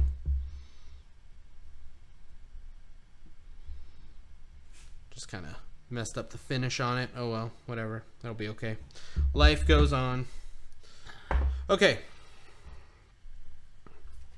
So let me put all the pieces together.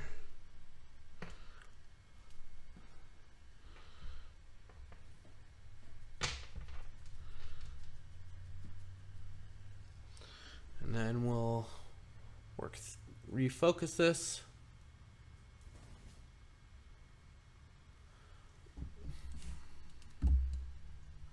Okay. All right. So this is a completely broken down airbrush. I guess we could take this little grip off, but other than that, there's no parts that can be broken down anymore. The first part of the airbrush is the body itself, right? The body has two parts to it. This is where all the magic happens. This basically just makes sure that the needle doesn't get bent. This specific one has a little turn feature in order to stop the needle from going back too far. So if you know that you only want to pull back the trigger a certain distance, you can turn this down and this will stop the trigger from yanking back. Eventually you'll get good enough control that you won't use this very often, but just know that it does exist. When you use the trigger and you press down, this is actually what you're pressing down onto. This is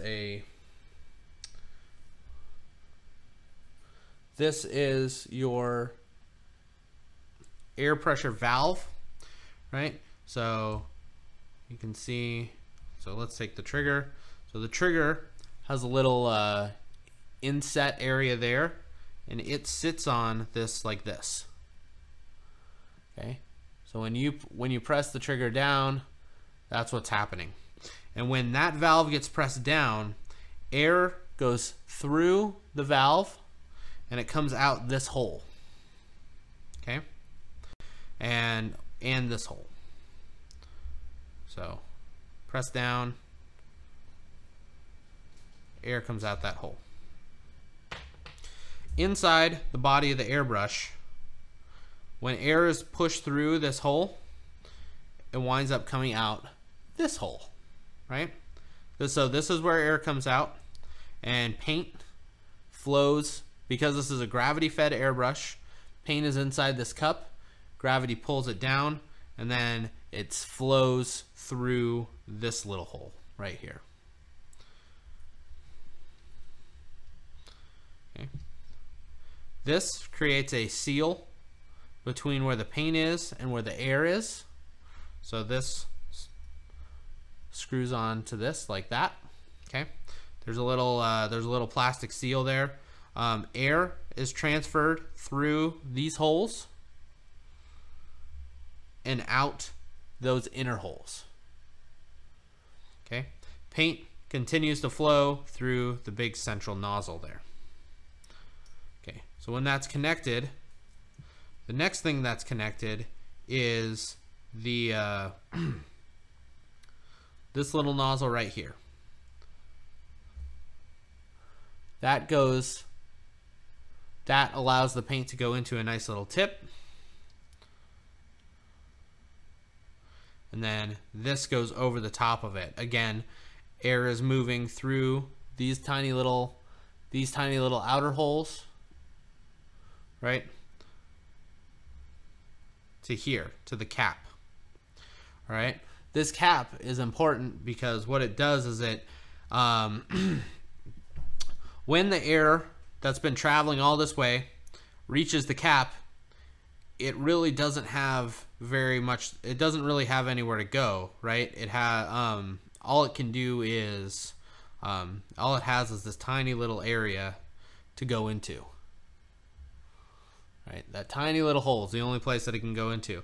So it creates a vacuum that pulls the paint, or assists the gravity in pulling the paint to mix the aerosol into this little nozzle, and then that allows the paint to spray and allows the paint to aerosolize, right? So paint's flowing down, and it's not until it reaches, where would it be?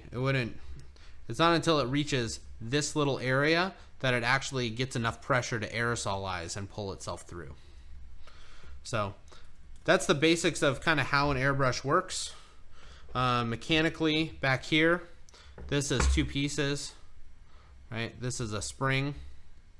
This has a spring inside, and this is just a plunger, right? The only effect that it has is when you pull back on the trigger, right?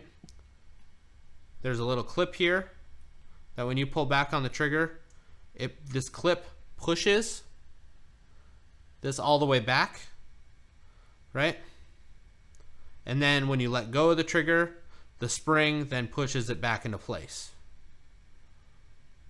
Pull back, push back into place, right? So this returns the trigger back to its original starting point. The last thing here is this piece. This piece turns on, twists on. What it does is it puts pressure on this open,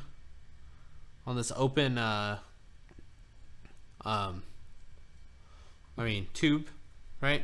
And the needle goes through this tube, and so when this is putting pressure on the tube, it locks the needle into place and doesn't allow the needle to move. So the needle is now stuck to this plunger. Right. Okay. So that is exactly all the components of the airbrush. I don't think I've ever taken the airbrush down to these components on stream. Let me I need 5 seconds. I need to go grab the tools to clean all this. So give me a second.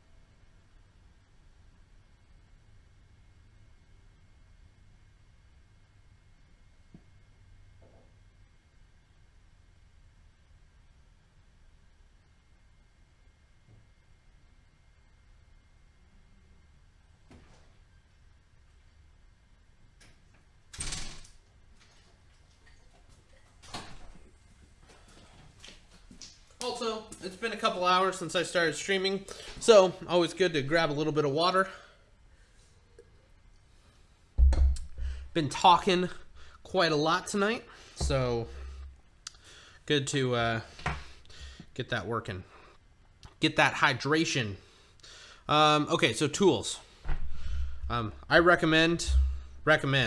strongly recommend that if you have an airbrush, that you get some basic airbrush cleaning tools.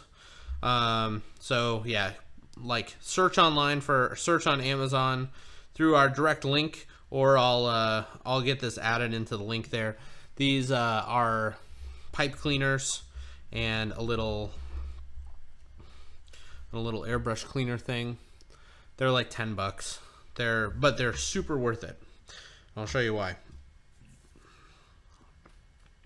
So when you clean this, there's a couple things that you want to make sure that you're looking at. You want to make sure that this is totally clean. There shouldn't usually be stuff in there, but occasionally just little stuff, little buildup will happen in there. So you want to just clean your trigger really quick. That should be fine. This should be fine. Your little thing should be fine. So there's two things that you can do with this. If you have the time, just drop this whole piece into like a thing of like a simple green or some other degreaser, or just soap and water, and stick it in there and just let it sit overnight, and then that'll break up a lot of the stuff that's on there or in there. Alternatively, you can take one of your little pipe cleaner things, right, and just kind of run it, right, just run it through this little area. Make sure that that's really nice and clean. You can also, yeah,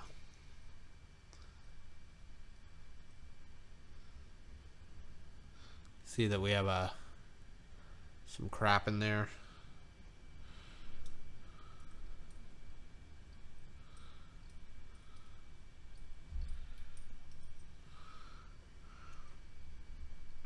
And not every airbrush will be built exactly the same way, but all of the components I showed you are necessary on every airbrush.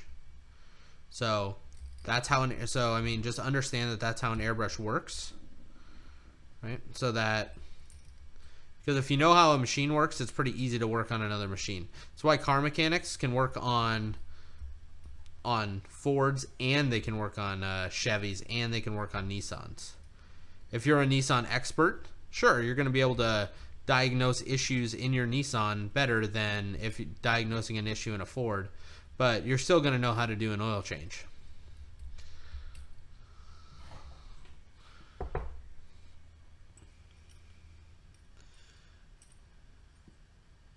Or, to give an X-Wing example, if you fly Aces and you're an expert with Sotar, right? Doesn't mean you can't fly Vader, right? You can probably still fly Vader really well if you're really good with Sotar, but you know, you're just going to be better with that kind of ace. Okay, so clean out that. Step 1. Step 2, clean out the next set in the stage. So just run. The only thing that you need to do is just run your pipe cleaner right through there. Boop. Okay. I wasn't necessarily planning on doing this tonight, but you know, it seemed necessary because I wasn't getting the proper flow that I was thinking that I should. Okay, third step, I use this little poker thing to clean out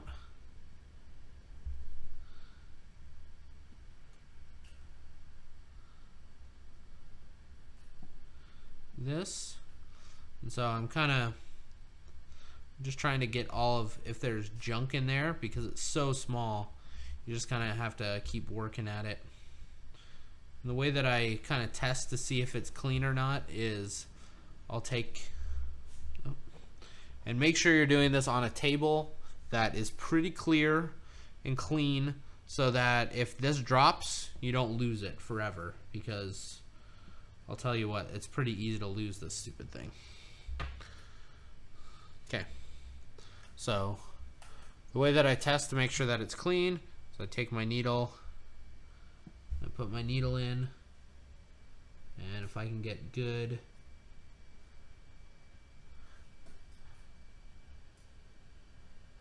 if it looks like the needle is in all the way as far as it's supposed to be, then I'll just set it up there.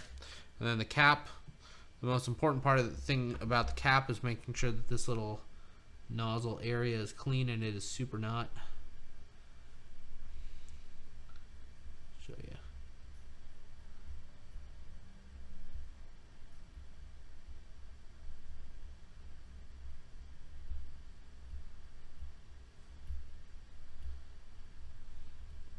And there's no way, I mean,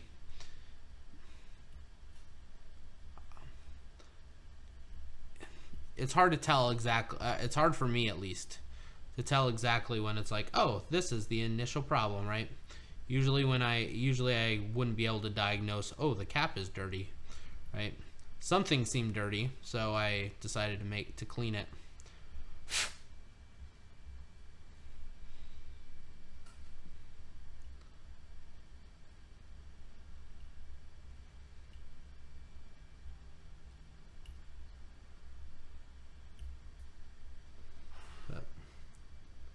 No, this isn't like the most interesting thing in the entire world, but it really is a necessary thing. And I think I feel like a lot of YouTube and Twitch people who do lots of airbrush, and not all of them, mind you, but some of them wind up glazing over this mundane but very important topic. Okay, so after you feel like everything is clean, we can start putting everything back together. So we want to put this back together. First, I want to stick this guy on.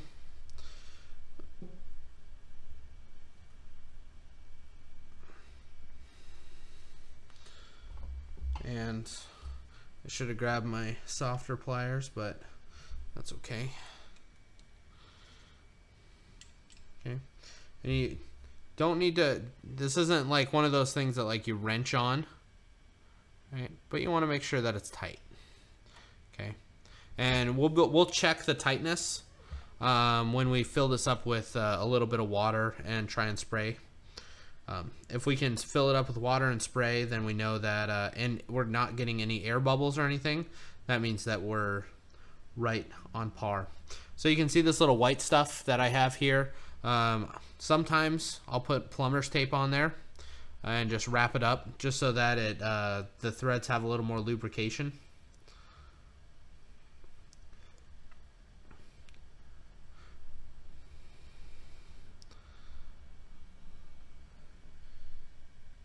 Like watching pimple popping. So yeah, make sure that that's it. You really shouldn't need to wrench on it, right?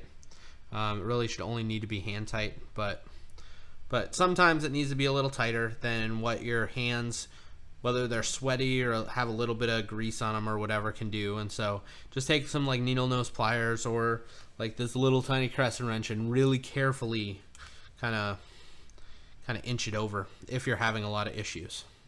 Okay, so here, now we're gonna put this in, right?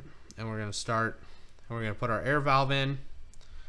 The air valve, you definitely want to be tight.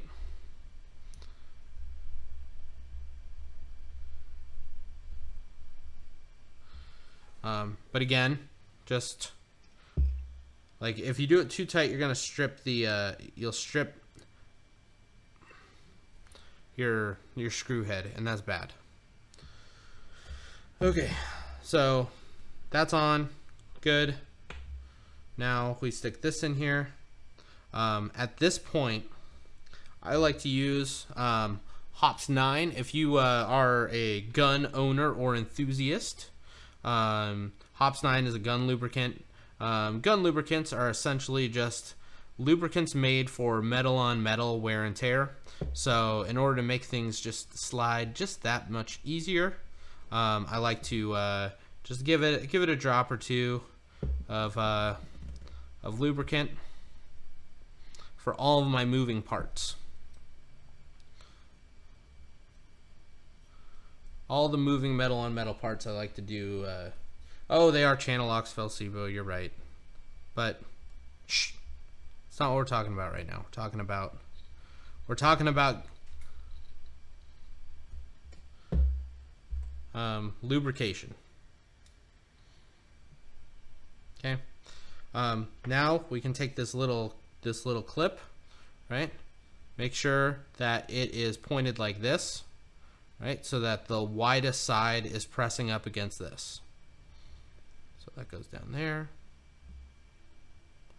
And then make sure that once you can pull back on it, and once that's in, you can start screwing this all the way in.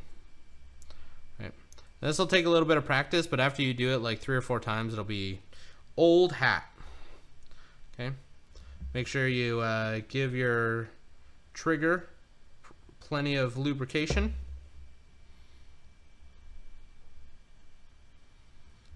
And make sure that when it sets, you can press down on that air guard. Okay, you want to be able to press down, right? Feel that press down on that air, and then when you pull back, you want it to pull back there. So make sure that's set all the way in there.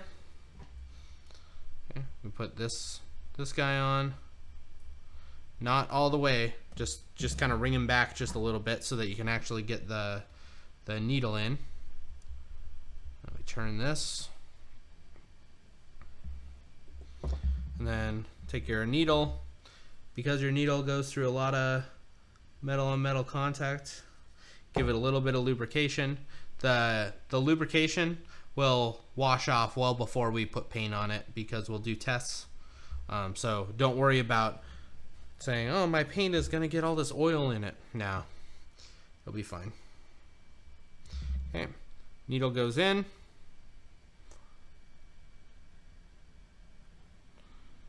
Tighten it up, and then pull back on the trigger, Make sure that the needle is going back. All right, so now let's test. So there, it takes about, I don't know, what was that, 20 minutes? 20 minutes to break down your airbrush, clean it, break down your airbrush 2 parts, clean it, and put it back together. It doesn't take very long, so when you need to do it, just do it. All right, so we'll do, let me fill this, this is just water, right? The reason we use water when we do our tests is because it doesn't, things that are wet is pretty easy. When we're trying to fix things as they are, if we put just straight paint in there, we would have a much bigger issue if this wasn't working and we needed to get the paint out. So let's hope I put it together right. So the first test is putting your hand here, is turning on the compressor.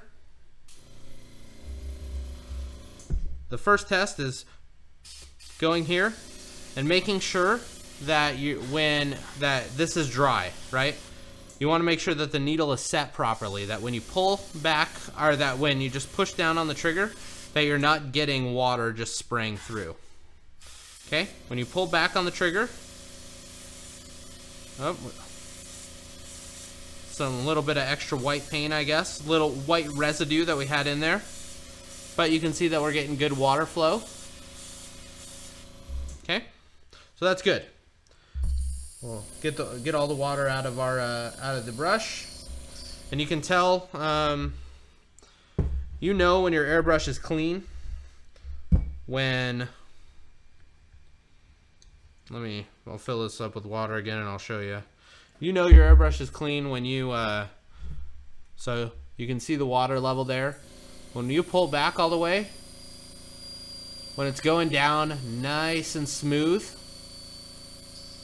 in a really consistent manner, that's a really good indication that your airbrush is as clean as it needs to be. Okay, so if I haven't lost every single viewer of mine by doing that, let's add in a couple drops of paint, and we'll spray here. Okay, let's see if we're, yeah, see? All right, so we're getting nice. So see these little, so see, this is how it's supposed to look. As you pull back, it's supposed to spread out into a big circle, right? Instead of spraying out into this like weird splay pattern that we had. So hopefully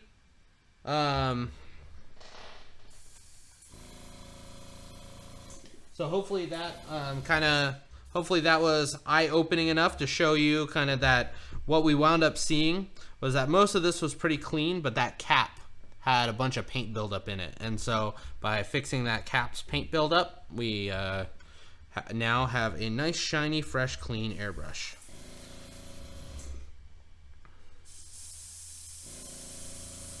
Okay, so now I'm taking the white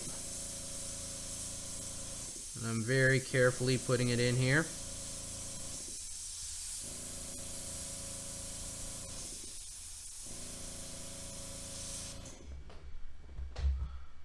We just drop some white in there and boom, we finished off our glow.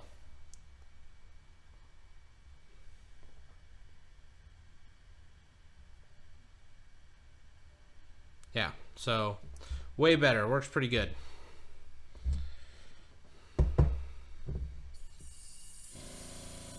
Then we'll just clear out our paint.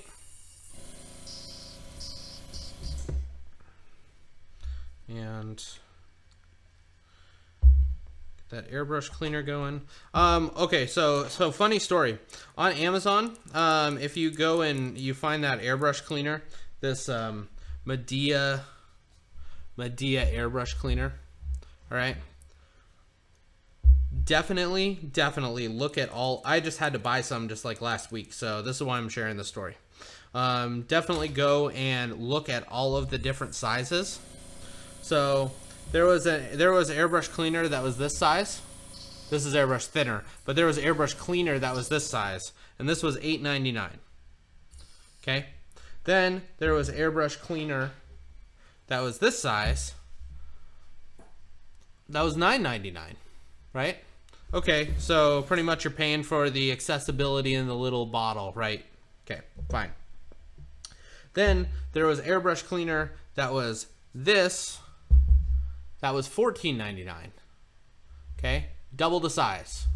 All right, and the 32-ounce bottle, the bottle that's double the size of this one, was $11.99. Okay, I have no idea how they came up with those prices, but just know that sometimes the prices on those sizes are really weird, and just keep an eye on it. And I bought the 32-ounce one because it was cheaper than the 16-ounce one. So anyway, you're going to sleep? Felsibo, yeah, we can probably do that. Can't you add a laser sight to that model for better accuracy? Are you saying I should add a laser sight to this model, or I should add a laser sight to my Sotar? Because the problem with laser sights, right? I spent a lot of time in Wyoming over the last decade, and being part of the gun community has taught me that laser sights are really good when you have a fixed distance that you're shooting from. So if I always knew that I was shooting from here, sure, I could add a laser sight and just bloop, but I would have to figure out how to adjust it and all that kind of stuff, so probably not. So no. So I mean, yes, you could, but because you do so much in and out, in and out, and in and out with the airbrush, that it makes it impractical, I think. Okay, so last thing maybe that we could do to the ship tonight is maybe put a little cockpit action on there, and for that we do not need the airbrush. We just cleaned it, so we know that next time it will be good. I recommend kind of taking apart your airbrush a little bit and cleaning it maybe once every week or so if you're using it pretty heavily. Or as needed, right? So when you see something going wrong, don't just try and like work through it. Just spend 20 minutes, break down your airbrush, and go back to it. All right, so cockpit. Does anybody have any idea of like what would be a good color for this cockpit? Like we're using blue for the engine. Right, and man, on screen, man, that's looking really good. I'm liking that a lot. And we got this, and we're gonna have Skippy here on Monday. On Monday, we're gonna put the stencil on and get Skippy going, and so that'll look good. And then, but I'm not sure what color we should do here. Maybe, like, I'm feeling like a red might be good, because. Yeah, I think a red might be good. Sure, let's go with that. So, well, hello, audience. Ugh. All right, there's two reds that we'll use here. Gory red and bloody red.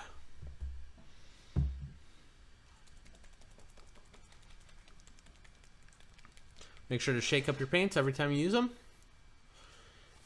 I can turn my hat back around now because we're not airbrushing anymore. Okay, I'll go to sleep now. Keep fingers crossed for the tournament. Yeah. Good luck. Good luck, Chupacabra. That's what I'm calling you from now on, Chupacabra. Even though you're Polish and Chupacabra is a Mexican thing. I think. Maybe it's not. But good luck at your tournament. Hope you do well.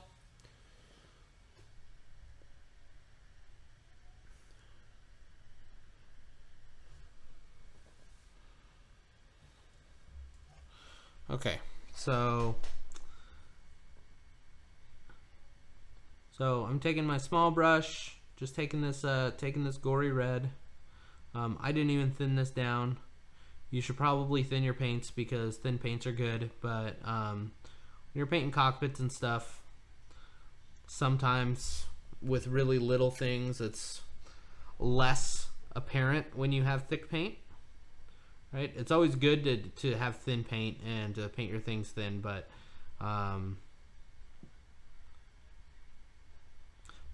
when you're painting like something so small as like windows, it's harder to see brush strokes, right? So because it's harder to see brush strokes, thinning your paint is less of an issue. So just keep that in mind, that if you're just looking for really good coverage, that by not thinning your paints down, you get better coverage.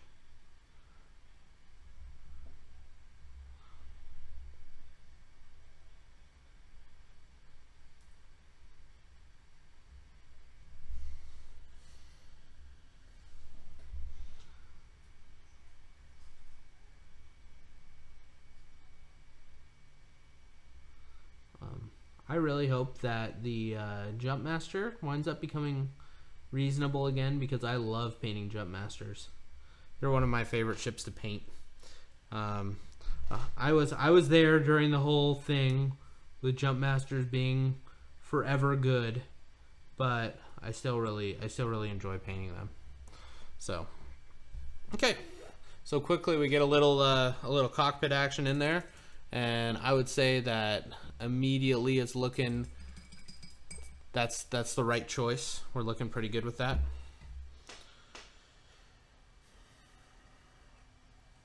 The YouTubes are just quiet right now. All you guys are pretty quiet right now. Hopefully that means you're painting and doing something interesting instead of not being at your computer and just quote unquote lurking and supporting. Although I do appreciate your lurks if that's what you're doing. If you're not here, I appreciate you. Yeah. So I'm mixing some bloody red and some sunny skin tone together. Reds tend to be kind of awkward to highlight up. There's two ways that you can highlight red up. You can highlight it up to make it look orangish, or you can highlight it up to make it look pinkish. At some point there's a good medium, right? But pretty much that's how red goes. You can't make just lighter red. Lighter red either turns into orange or it turns into pink. Unlike blue, right? You can have lighter blue and lighter blue and lighter blue all the way to white. And so it's really easy to push that contrast. Red is a lot harder. So sunny skin tone is kind of a nice like orangish color that winds up mixing really well into reds. And so I'm just gonna put this, I think I want all the highlights at the bottom. So I'm just gonna push this down to the bottom.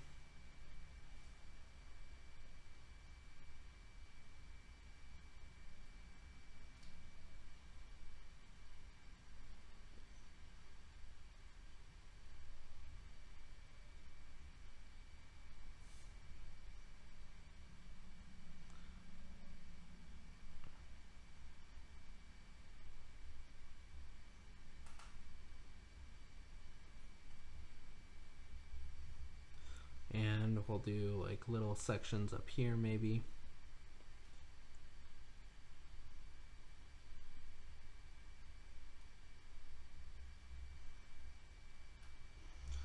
All right. So we don't have good blends yet, and that's okay. All right. What I want to do is now I want to take a little bit of white, and I want to mix that with the sunny skin tone. All right. So I have, and then just a little bit of red, like the tattest bit of red, right, to make like a really, really bright. Into our contrast, and then we'll move, and then what we're gonna do is we're gonna glaze the whole entire thing over with blood red. What that's gonna do is it's gonna push down our highlights that are bright, and it's going to bring up our low lights, but it's going to help make all of our blends better. So we'll talk about glazing really quick. We talked about it on Monday, but we'll talk about it again because it's for painting, it's a kind of complicated subject. It's not astrophysics, but it's a little complicated. Or it's at least slightly advanced.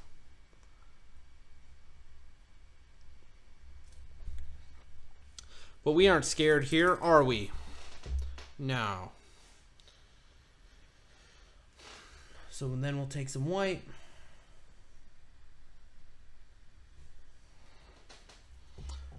We'll just push that down all the way at the bottom.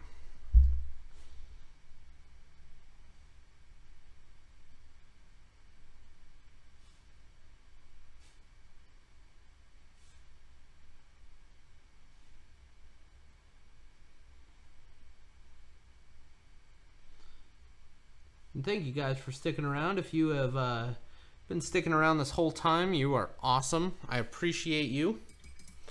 For those of you who are just tuning in, I'm Luke. I am the guy that's here in front of you in the camera, and pretty much on this channel we paint Star Wars ships. Where right now we're painting a YV666. Kind of doing a whole bunch of different stuff on it, but making it look pretty cool. We're gonna do there's gonna be some stenciling that goes on next week, and then we'll do some of these last details, like this guy will be painted something, and then we'll figure out what we're doing here. But we kind of did some really like almost cartoonish non-metallic metal here, and then we did some true metallic metal right here.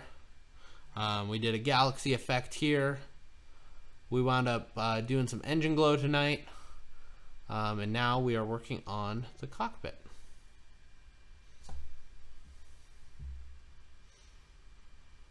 Oh, someone's yelling at me. Someone's yelling at me, telling me that I probably need to do something. So, usually. Oh, yeah, I don't care.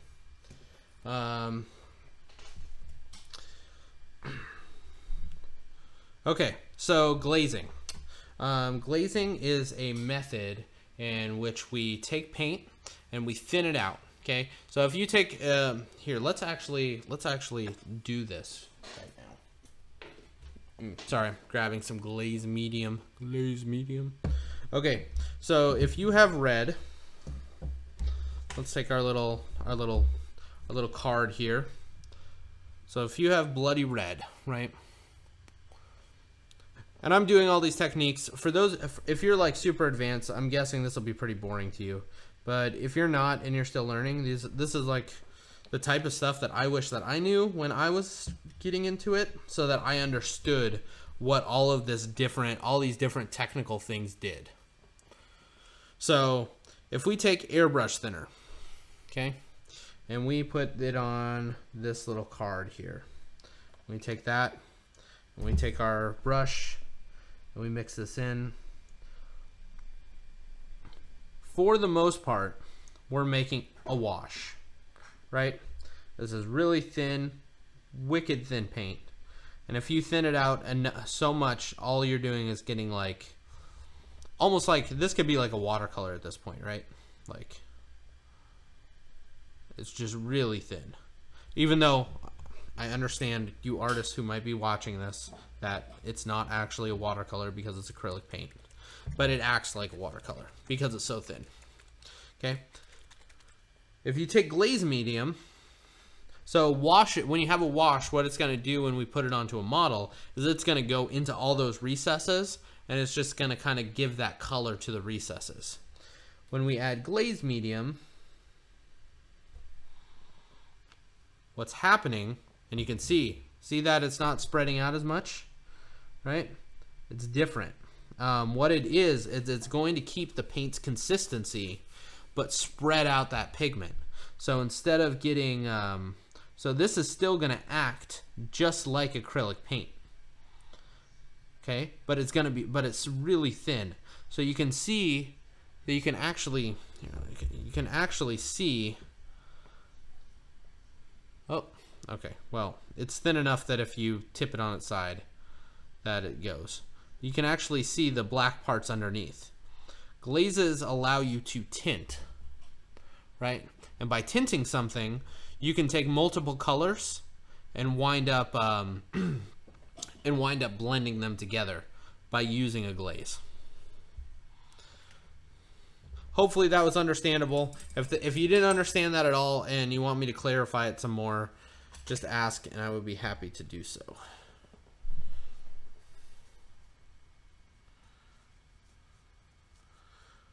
I'm kind of hearing though that you guys want a YT 1300 for next time, or for the next paint, which I think is reasonable. The next question is, do we need it to be a Resistance YT 1300 or a Rebel?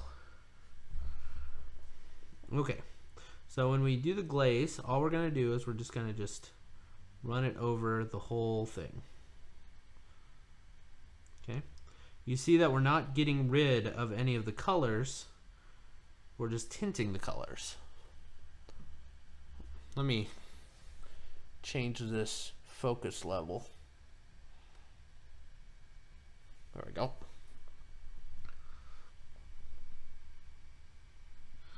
So with the glaze, we're not destroying any of the colors. We're just tinting the colors a little bit.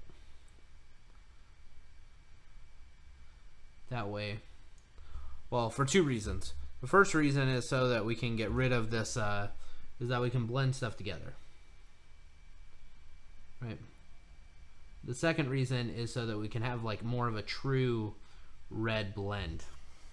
So I'm going to cheat just a little bit, and I'm going to use a little bit of regular bloody red, the stuff that's not glazed out.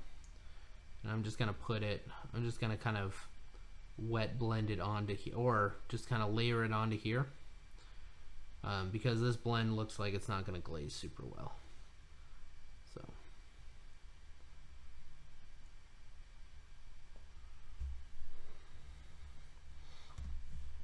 okay, and glazes tend to act as kind of a retarder, right? So what that means is that your glazes, as you're trying to blend stuff in, will stay wet for a while.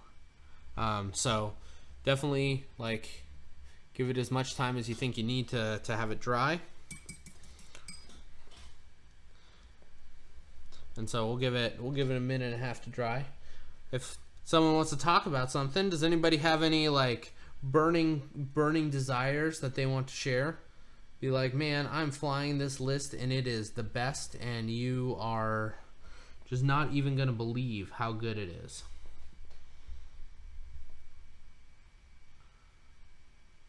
Or, man, I painted this thing and it's in Discord and you should really go take a look at it because it's the best.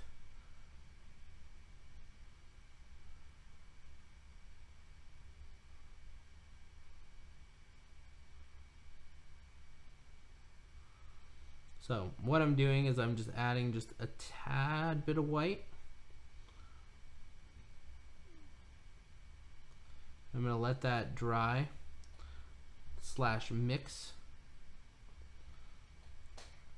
Okay, cockpits take a while because you have, well, one, this cockpit's really big, right? But two, you got to get people look at the cockpit, so you gotta make sure that thing's looking on point.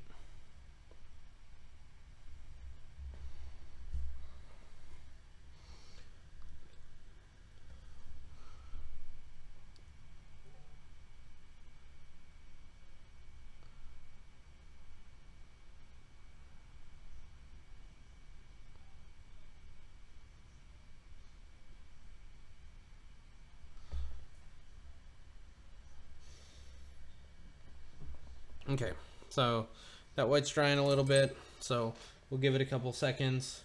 I'm gonna pull up Discord and we're gonna see if we're gonna just maybe go through a couple pictures. Right. Discord.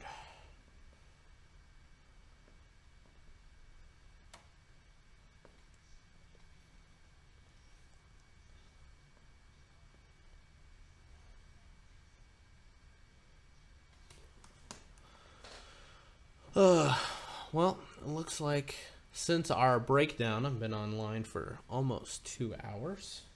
And I think I was online for an hour after that. Well, I guess I started right at 6, so we're at 3 hours.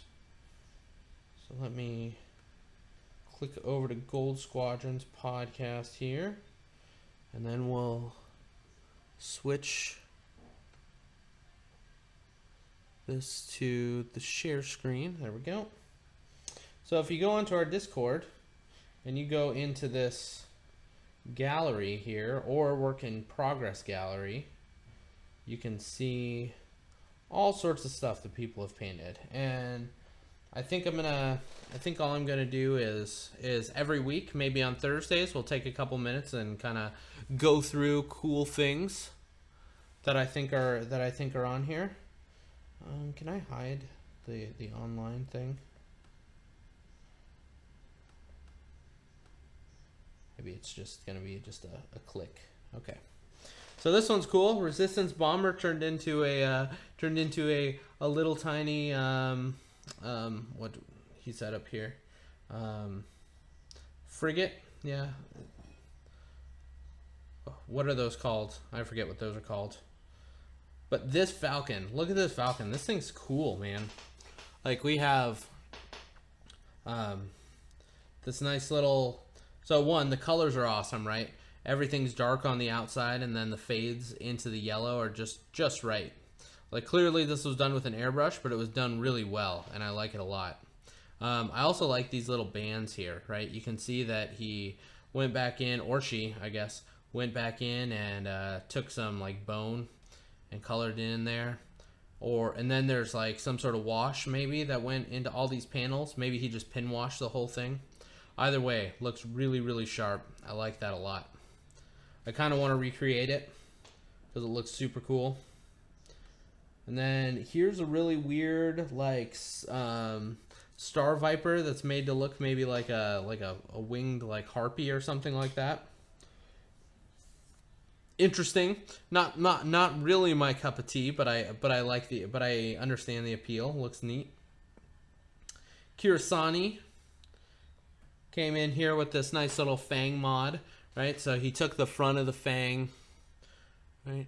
So he took the front of the fang here, and it just kind of broke up here. Took the front of the fang here. It all kind of broke, and then put them out to the sides. You can't really see any of the lines where he cut or the lines where he glued together. So, you know, he probably used green stuff to connect that together. Really, really well done. Looks great. And then looks like this is a giant resistance mod. I have no idea what these are. Maybe Upsilon wings. Maybe wings from like some sort of like actual B-17 bomber model. I don't know. Those are cool though. I like it. Does he say in here? No, he doesn't say. And then we have some like tiger stripe repaints. Those are looking good. Maybe a little more work on the cockpits, right? Cockpits are kind of bland. As we're doing cockpits right now, I think that's mildly relevant. This guy's cool. Same thing. I like this Falcon in similar ways that I like the other one. These kind of tiger stripes are really kind of cool. Looks nice. Again though, that cockpit, man, you can just tell it's just bland. Ross. Oh, okay. So he has like these like silver painted ones, and it looks like the paint's peeling off, right? I think down here he had a better picture of him. I'm just gonna skip to that picture. Yeah, okay. So it looks like the paint's peeling off. That's a really cool effect. I like it.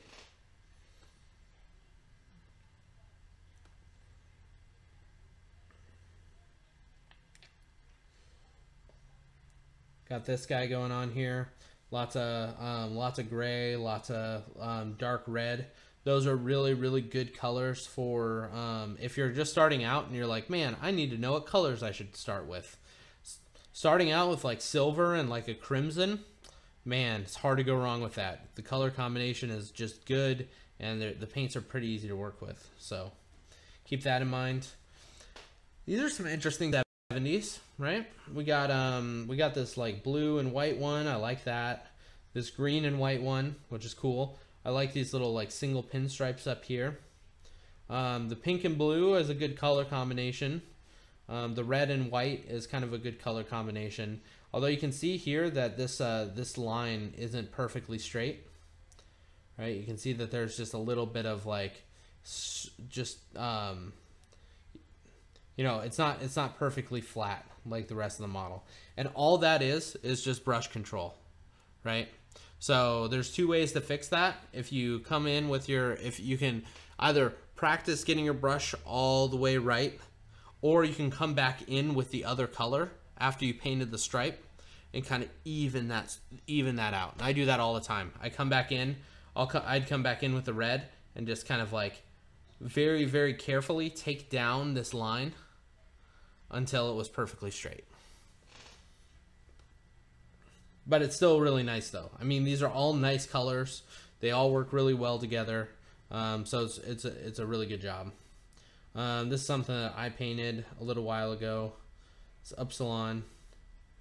Yeah, so Lunacy. Ryan A, Lunacy 54. He was coming up with he showed all of his like pre-paints.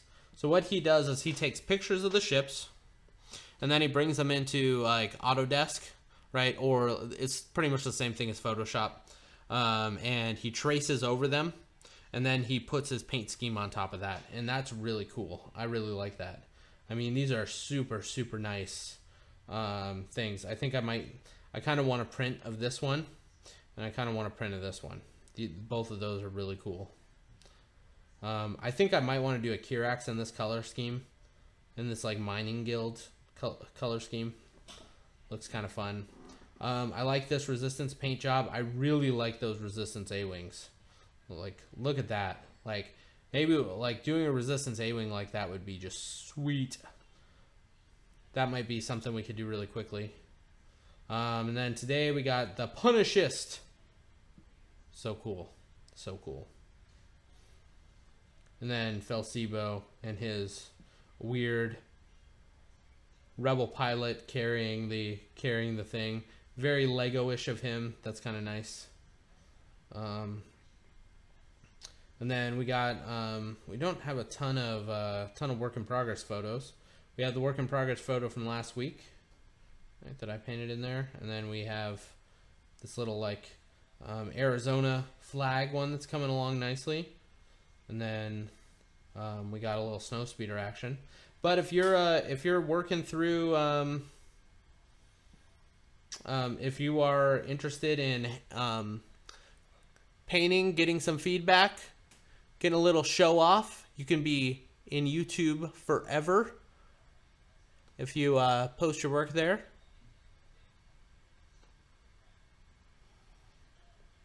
And so let me push that down. Hey, Mega Silver, what's been happening? We're showing off some of the work in Discord, and we've been working on this guy here. He's coming along nicely. We did the engine glow on him. We did the galaxy tonight. We finished up the silver, and we're gonna work on the. We're in the process of glazing this this cockpit.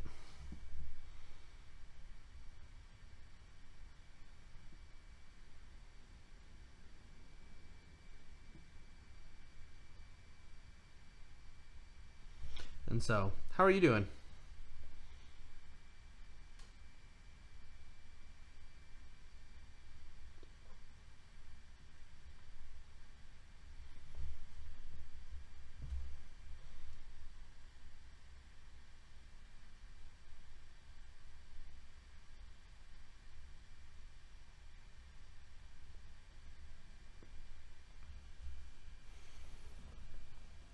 I mean, remember, we're looking at this pretty zoomed in. I mean, how close, how often have you looked at a YV666 front end that closely? So So remember that the blends don't have to be perfect, right? They just have to be good enough that when you're looking at it from the table level that they look right.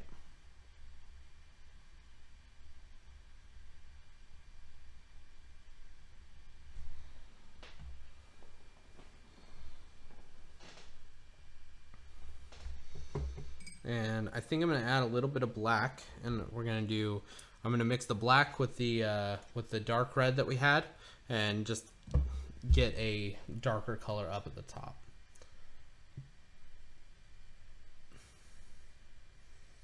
So,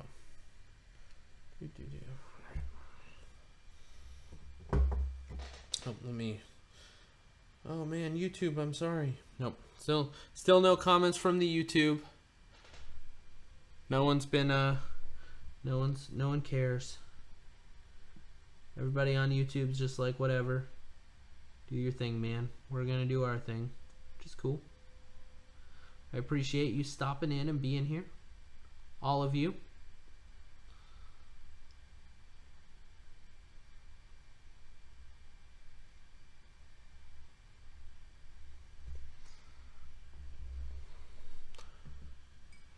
All right, so now we're getting somewhere. That dark really helped. Really helped. So I'm just continuing to add glazes on, right? So think of glazes as tints in a stained glass window, right?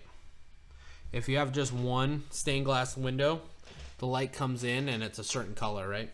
If you add a second of the same color, it's going to be just a little darker. If you add a third of the same color, it's going to be a little darker. Fourth, fifth, sixth, until finally you get an opaque color. So if you're thinking about glazing, it's the same principle. You're taking a color and you're adding, stained glass windows on top of each other until finally you get to something that's, the right color.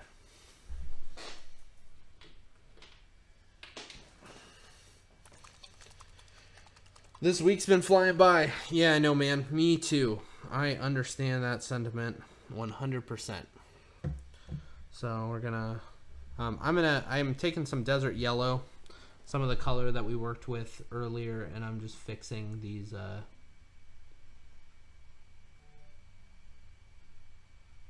fixing this little area.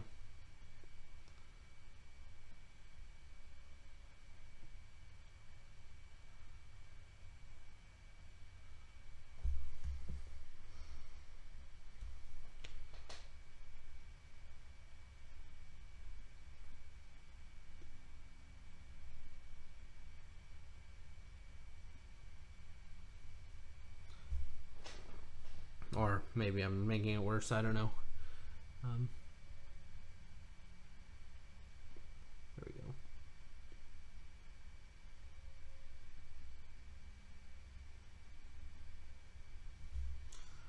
So, just it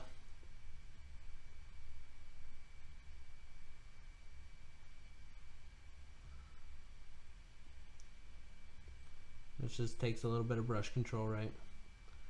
I'm gonna let it dry. I think I'm jumping the gun on that. I think I need to just wait just a tad bit.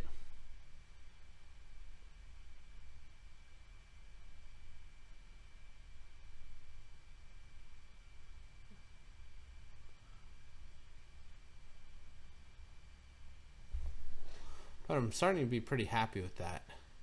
Like, looking at it, like, understand that it's this far away, right, from the camera right now. And for those of you that paint, you understand that, the closer you are to the camera, the more you can see all the brush strokes and stuff. But I mean, looking at it right there, that's looking pretty good. It's okay. It's pretty good.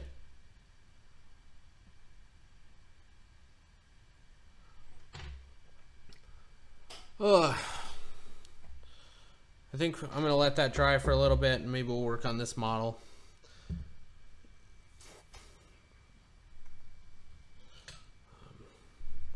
I think maybe we'll go for another, I don't know, 15-20 minutes.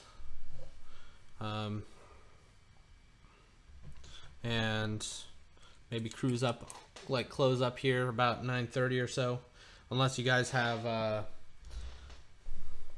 just a whole sort of assortment of things that you suddenly want.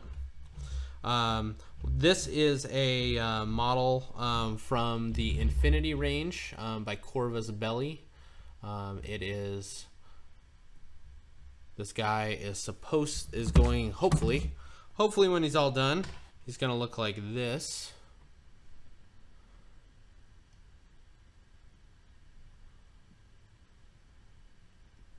Right. So you can see that I've just gotten the reds in on him. And I'm gonna start work on getting the blacks.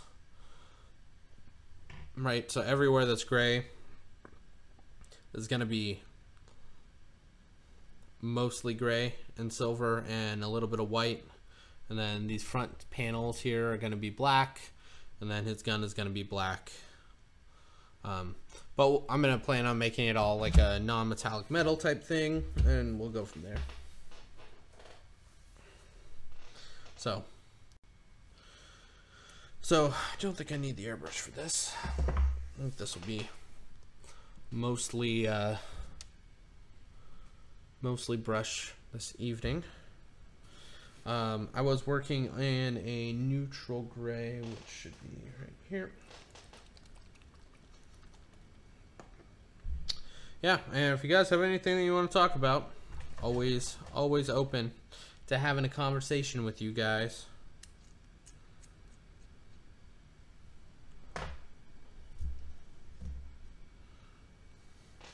But I appreciate you hanging out tonight.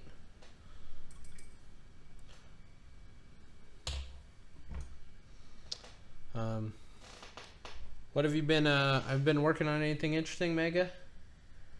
I know you've been getting ready for Vassal League, right? You're one of the people who put that on.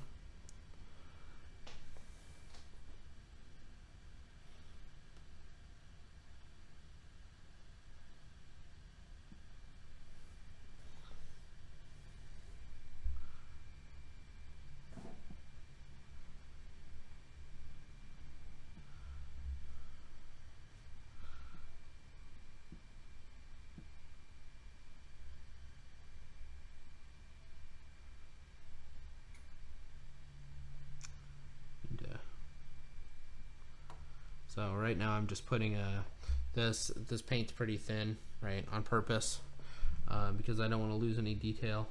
So I'm putting on a second coat on it, on this gray, just trying to make sure that it is as clean as possible.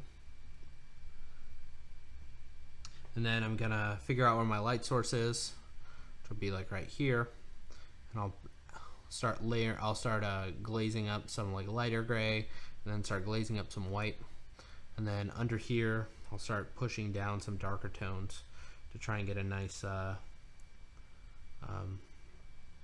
finish. I'm working on there's a painting competition in southern very southern Chicago area, Chicagoland, I guess. I don't know what technically Chicagoland is, but this is in Marysville. And so I'm going to spend, I'm going to go down there on the 23rd of February, and it's for Arctic Con. So if you guys it's where the, like, I don't know, they have like a Warhammer tournament and some Settlers of Catan stuff and some Pathfinder and some other things. But they have a painting competition, and so I'm going to go down there for that and just kind of see how I do. I've never really done painting competitions before, but I've been working really hard recently on getting some good models put together, so hopefully I can do good.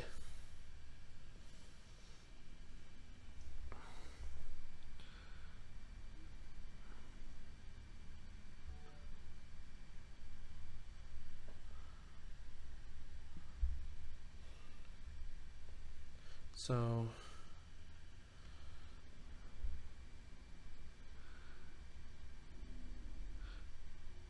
but I don't know if you guys so as I'm painting this, and for those of you on whether or not you're here on live or whether or not you're watching this on YouTube later, kind of think to yourself whether or not having me paint other models besides Star Wars models on this channel is something that you're interested in. And I really want your honest feedback on this. If you're not interested in me painting other things other than Star Wars, no big deal. I would just want to accommodate all of you guys. And I know some of you guys like painting. As painters, I know that some of you guys like painting other things other than Star Wars. So if this is something that you want, then I'm happy to accommodate.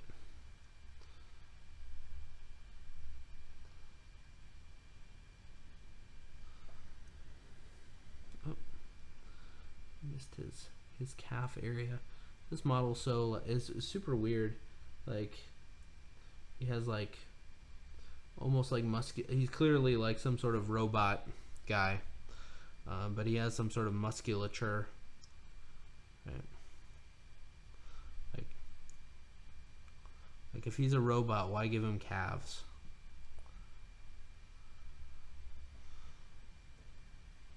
I guess other than to make him look human.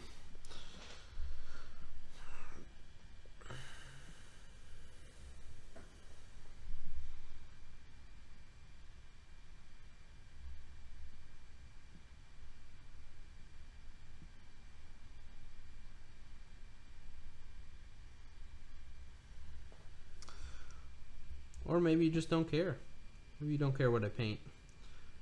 Maybe you don't even care that I am painting, and you're just like watching this for the absurdity of, oh man, look at this guy.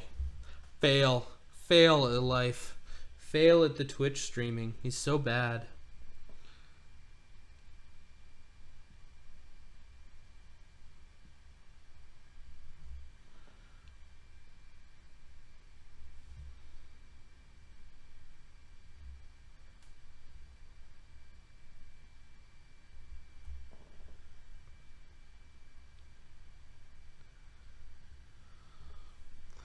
Yeah,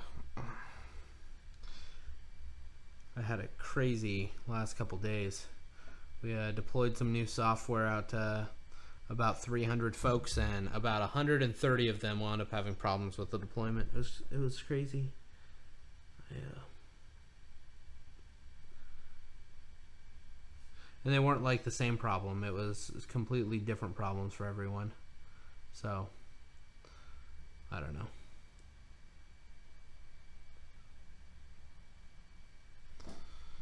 Okay.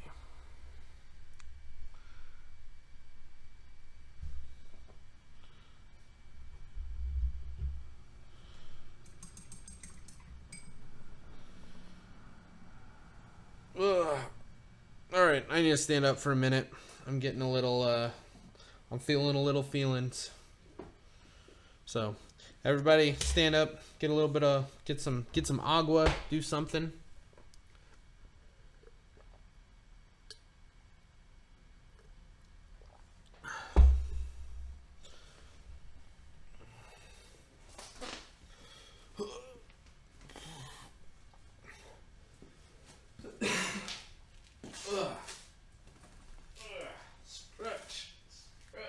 Stretch.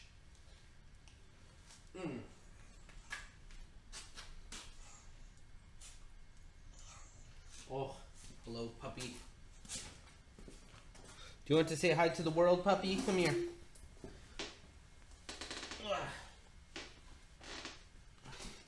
Everybody, this is my puppers.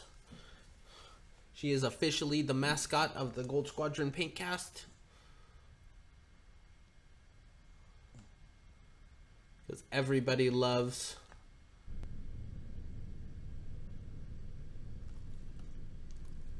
oh. Waha. Green screen's not quite right. You can see the little issues. Yeah. Oh, but that's a good looking dog. Would you ever do asymmetric lighting on an X-Wing? So that's a super interesting question. Maroki, however you pronounce your name. The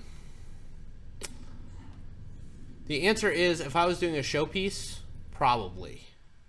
But for normal play, doing asymmetric lighting, just there's so many. Oh, that's Callie Shazbot. Her name is Callie. So if doing asymmetric lighting's hard, because here let's just look at this ship, for instance. All right. So when it's on the table, it can be sitting like this, like this, like this, like this. So, I mean, technically we have a light source, right? We have the light coming in from this angle, right? It's like this direction. But practically we don't, right? The light is whatever we want it to be.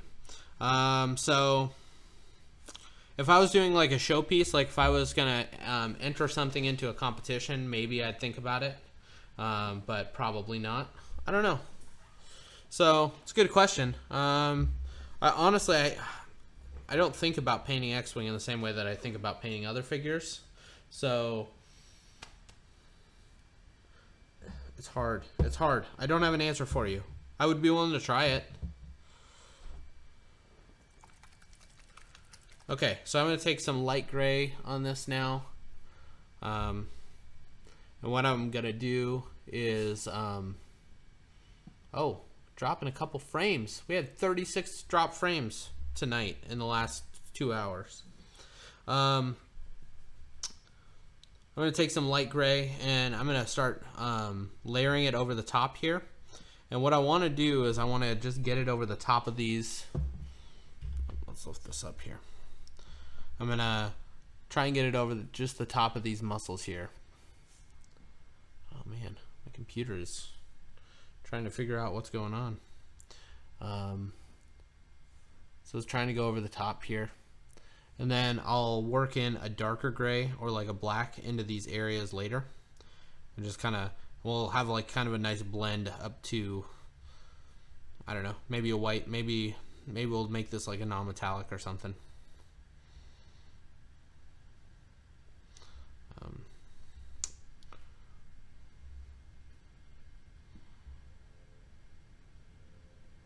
I think though, before I do that, I'm going to take the neutral gray that I had, and I think I'm going to do, I think it's going to look weird to have like big red hands, so I think we're going to need to push these thumbs and fingers into the gray territory.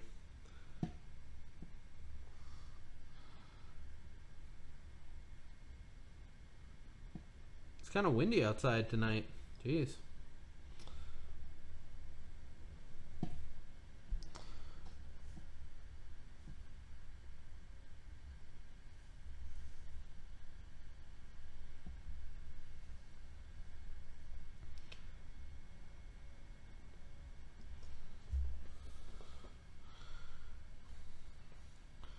That looked better.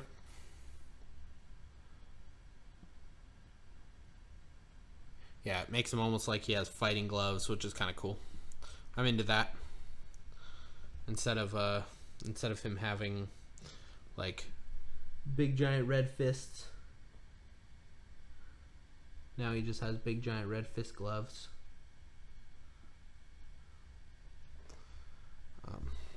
So something to note when you're working on models at this scale and you're working on colors and stuff, definitely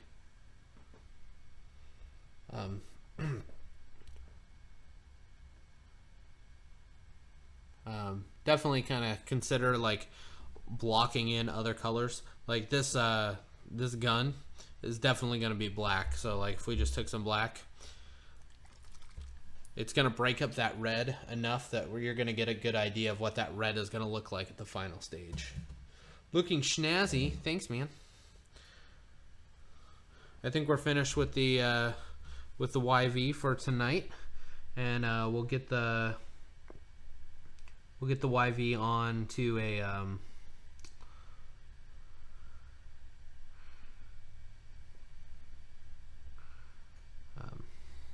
we'll get the Skippy. Sorry, I lost my word.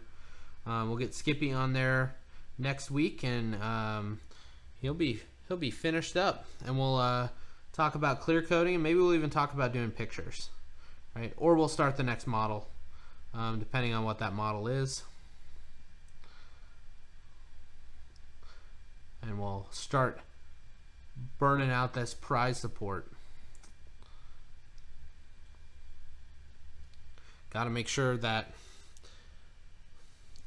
everybody who is a subscriber or a viewer or a Patreon has the chance to get some cool swag.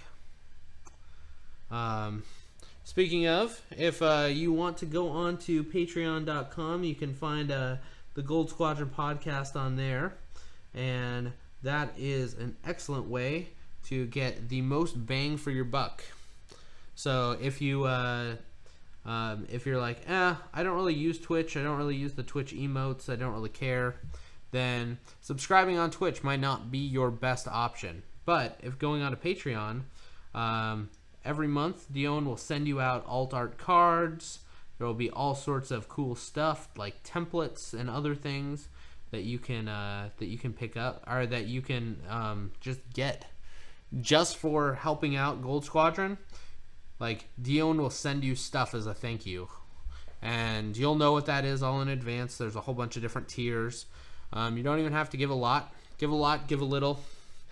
It's really up to you. So, and it really is up to you. It's your money, right?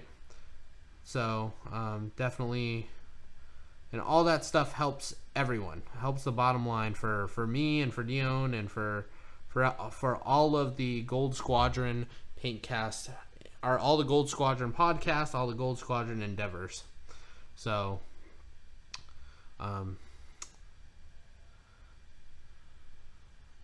I also have something in the pipeline for this time, and maybe we'll do this next week. But potentially, potentially something a little different than after we finish painting, something a little different. And so, pretty, but it should break up our painting time a little bit and be a lot of fun. And so, we'll hype it up a little bit, but you won't want to miss it. It's too good. So I know that this is going to be black, right? And by black, I'm meaning that I'm going to make this metal, like really metal. And the other ones I'm going to make a different, like they'll be a little more grayish. Right? But the tail is definitely going to be like a true non-metallic metal all the way down. And it's going to take forever, but it's going to look snazzy. Because when you paint a true non-metallic metal, you need to go through every single little panel and highlight up every single panel so that it looks correct, right? So that's gonna take a while to go through the whole tail, but I'm excited. It's gonna be fun. I have until the 23rd to get it done, and they have a small model category, which I have a model that I painted last week. If you go on to my Instagram, you can go see it. It's Instagram /LucasCarrington12, Lucas.Carrington12. So you can see it there, and I think I'll enter that into the small model category. I'll enter this into the large model category, and then they have a vehicle category, and I was thinking that maybe I would enter in this Upsilon that I did. I don't think I would expect it to win, because I mean, even though it's okay, it's not and it's interesting, it's not like, wow, this is beyond my expectations of a normal vehicle, right?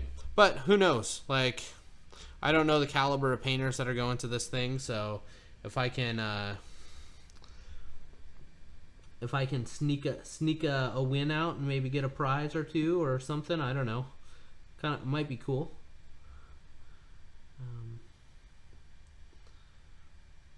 Because I'm gonna enter stuff into Adepticon and I'm just gonna get rolled. Like there's zero chance that I do well at the crystal brush. That's gonna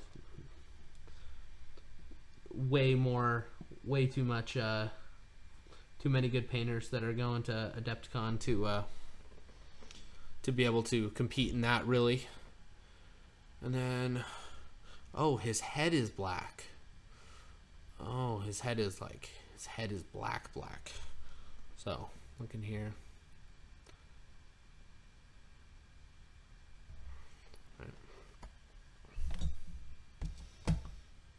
If you want to try something crazy, you should look at comic style. Man, those guys that do comic style that's just nuts. Like I don't really, I've seen it done a couple of times. There's a couple of streamers that do comic style, strong hammer, but yeah, for sure, they are so good. They're incredible. I'd love to learn it, and it should be on my list right now. My list right now, for all of January, I've been really practicing and trying to understand non-metallic metals. So that's what I'm doing right now, is I'm working through and trying to understand non-metallic metals, and infinity is a great range to practice that on. And what I decide to do next is unknown. I don't really have any sort of like, in January I'm going to learn this, in February I'm going to learn this, in March I'm going to learn this type thing. So, but I would definitely not be opposed to adding comic book style to my repertoire. It would definitely be, the more tools you can have in your toolbox, the better, right? Looking forward to seeing you at Adepticon for sure, man. Is Adepticon before Ohio or after?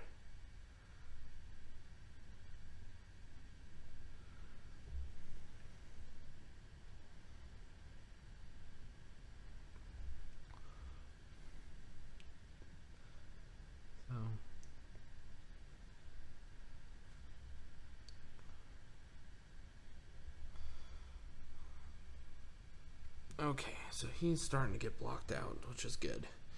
And this red is looking better and better. The more color I add to other pieces, and the more that this red is popping the way that I want it to. There's a couple issues with the red that I can see immediately that I'm not 100% sure about,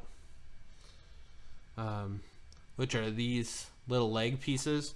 You can see that I added these dots of light, but I'm not sure that that's really where they should go.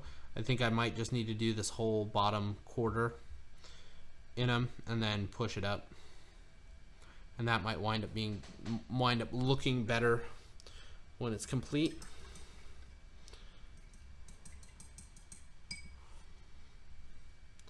And I think that just the musculature is supposed to, I think that this is supposed to be black too.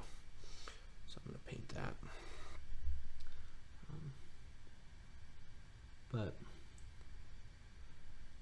definitely, if you're I found that if you're trying to do like a specific style on something, do like the biggest main color first, and get it to the point where it's like, okay, this is pretty close to done, and then add in your other colors, because it winds up, especially if you're using the airbrush, it winds up being a whole lot easier to just keep everything red and then go to a different color than to keep than to try and go to red and then fix that color and go to a higher red and fix that color. Just easier to do it once. Ohio is March 9th. Yeah, Adepticon is the last week of March. Yeah, so I'll see you before. I'll see you in Ohio.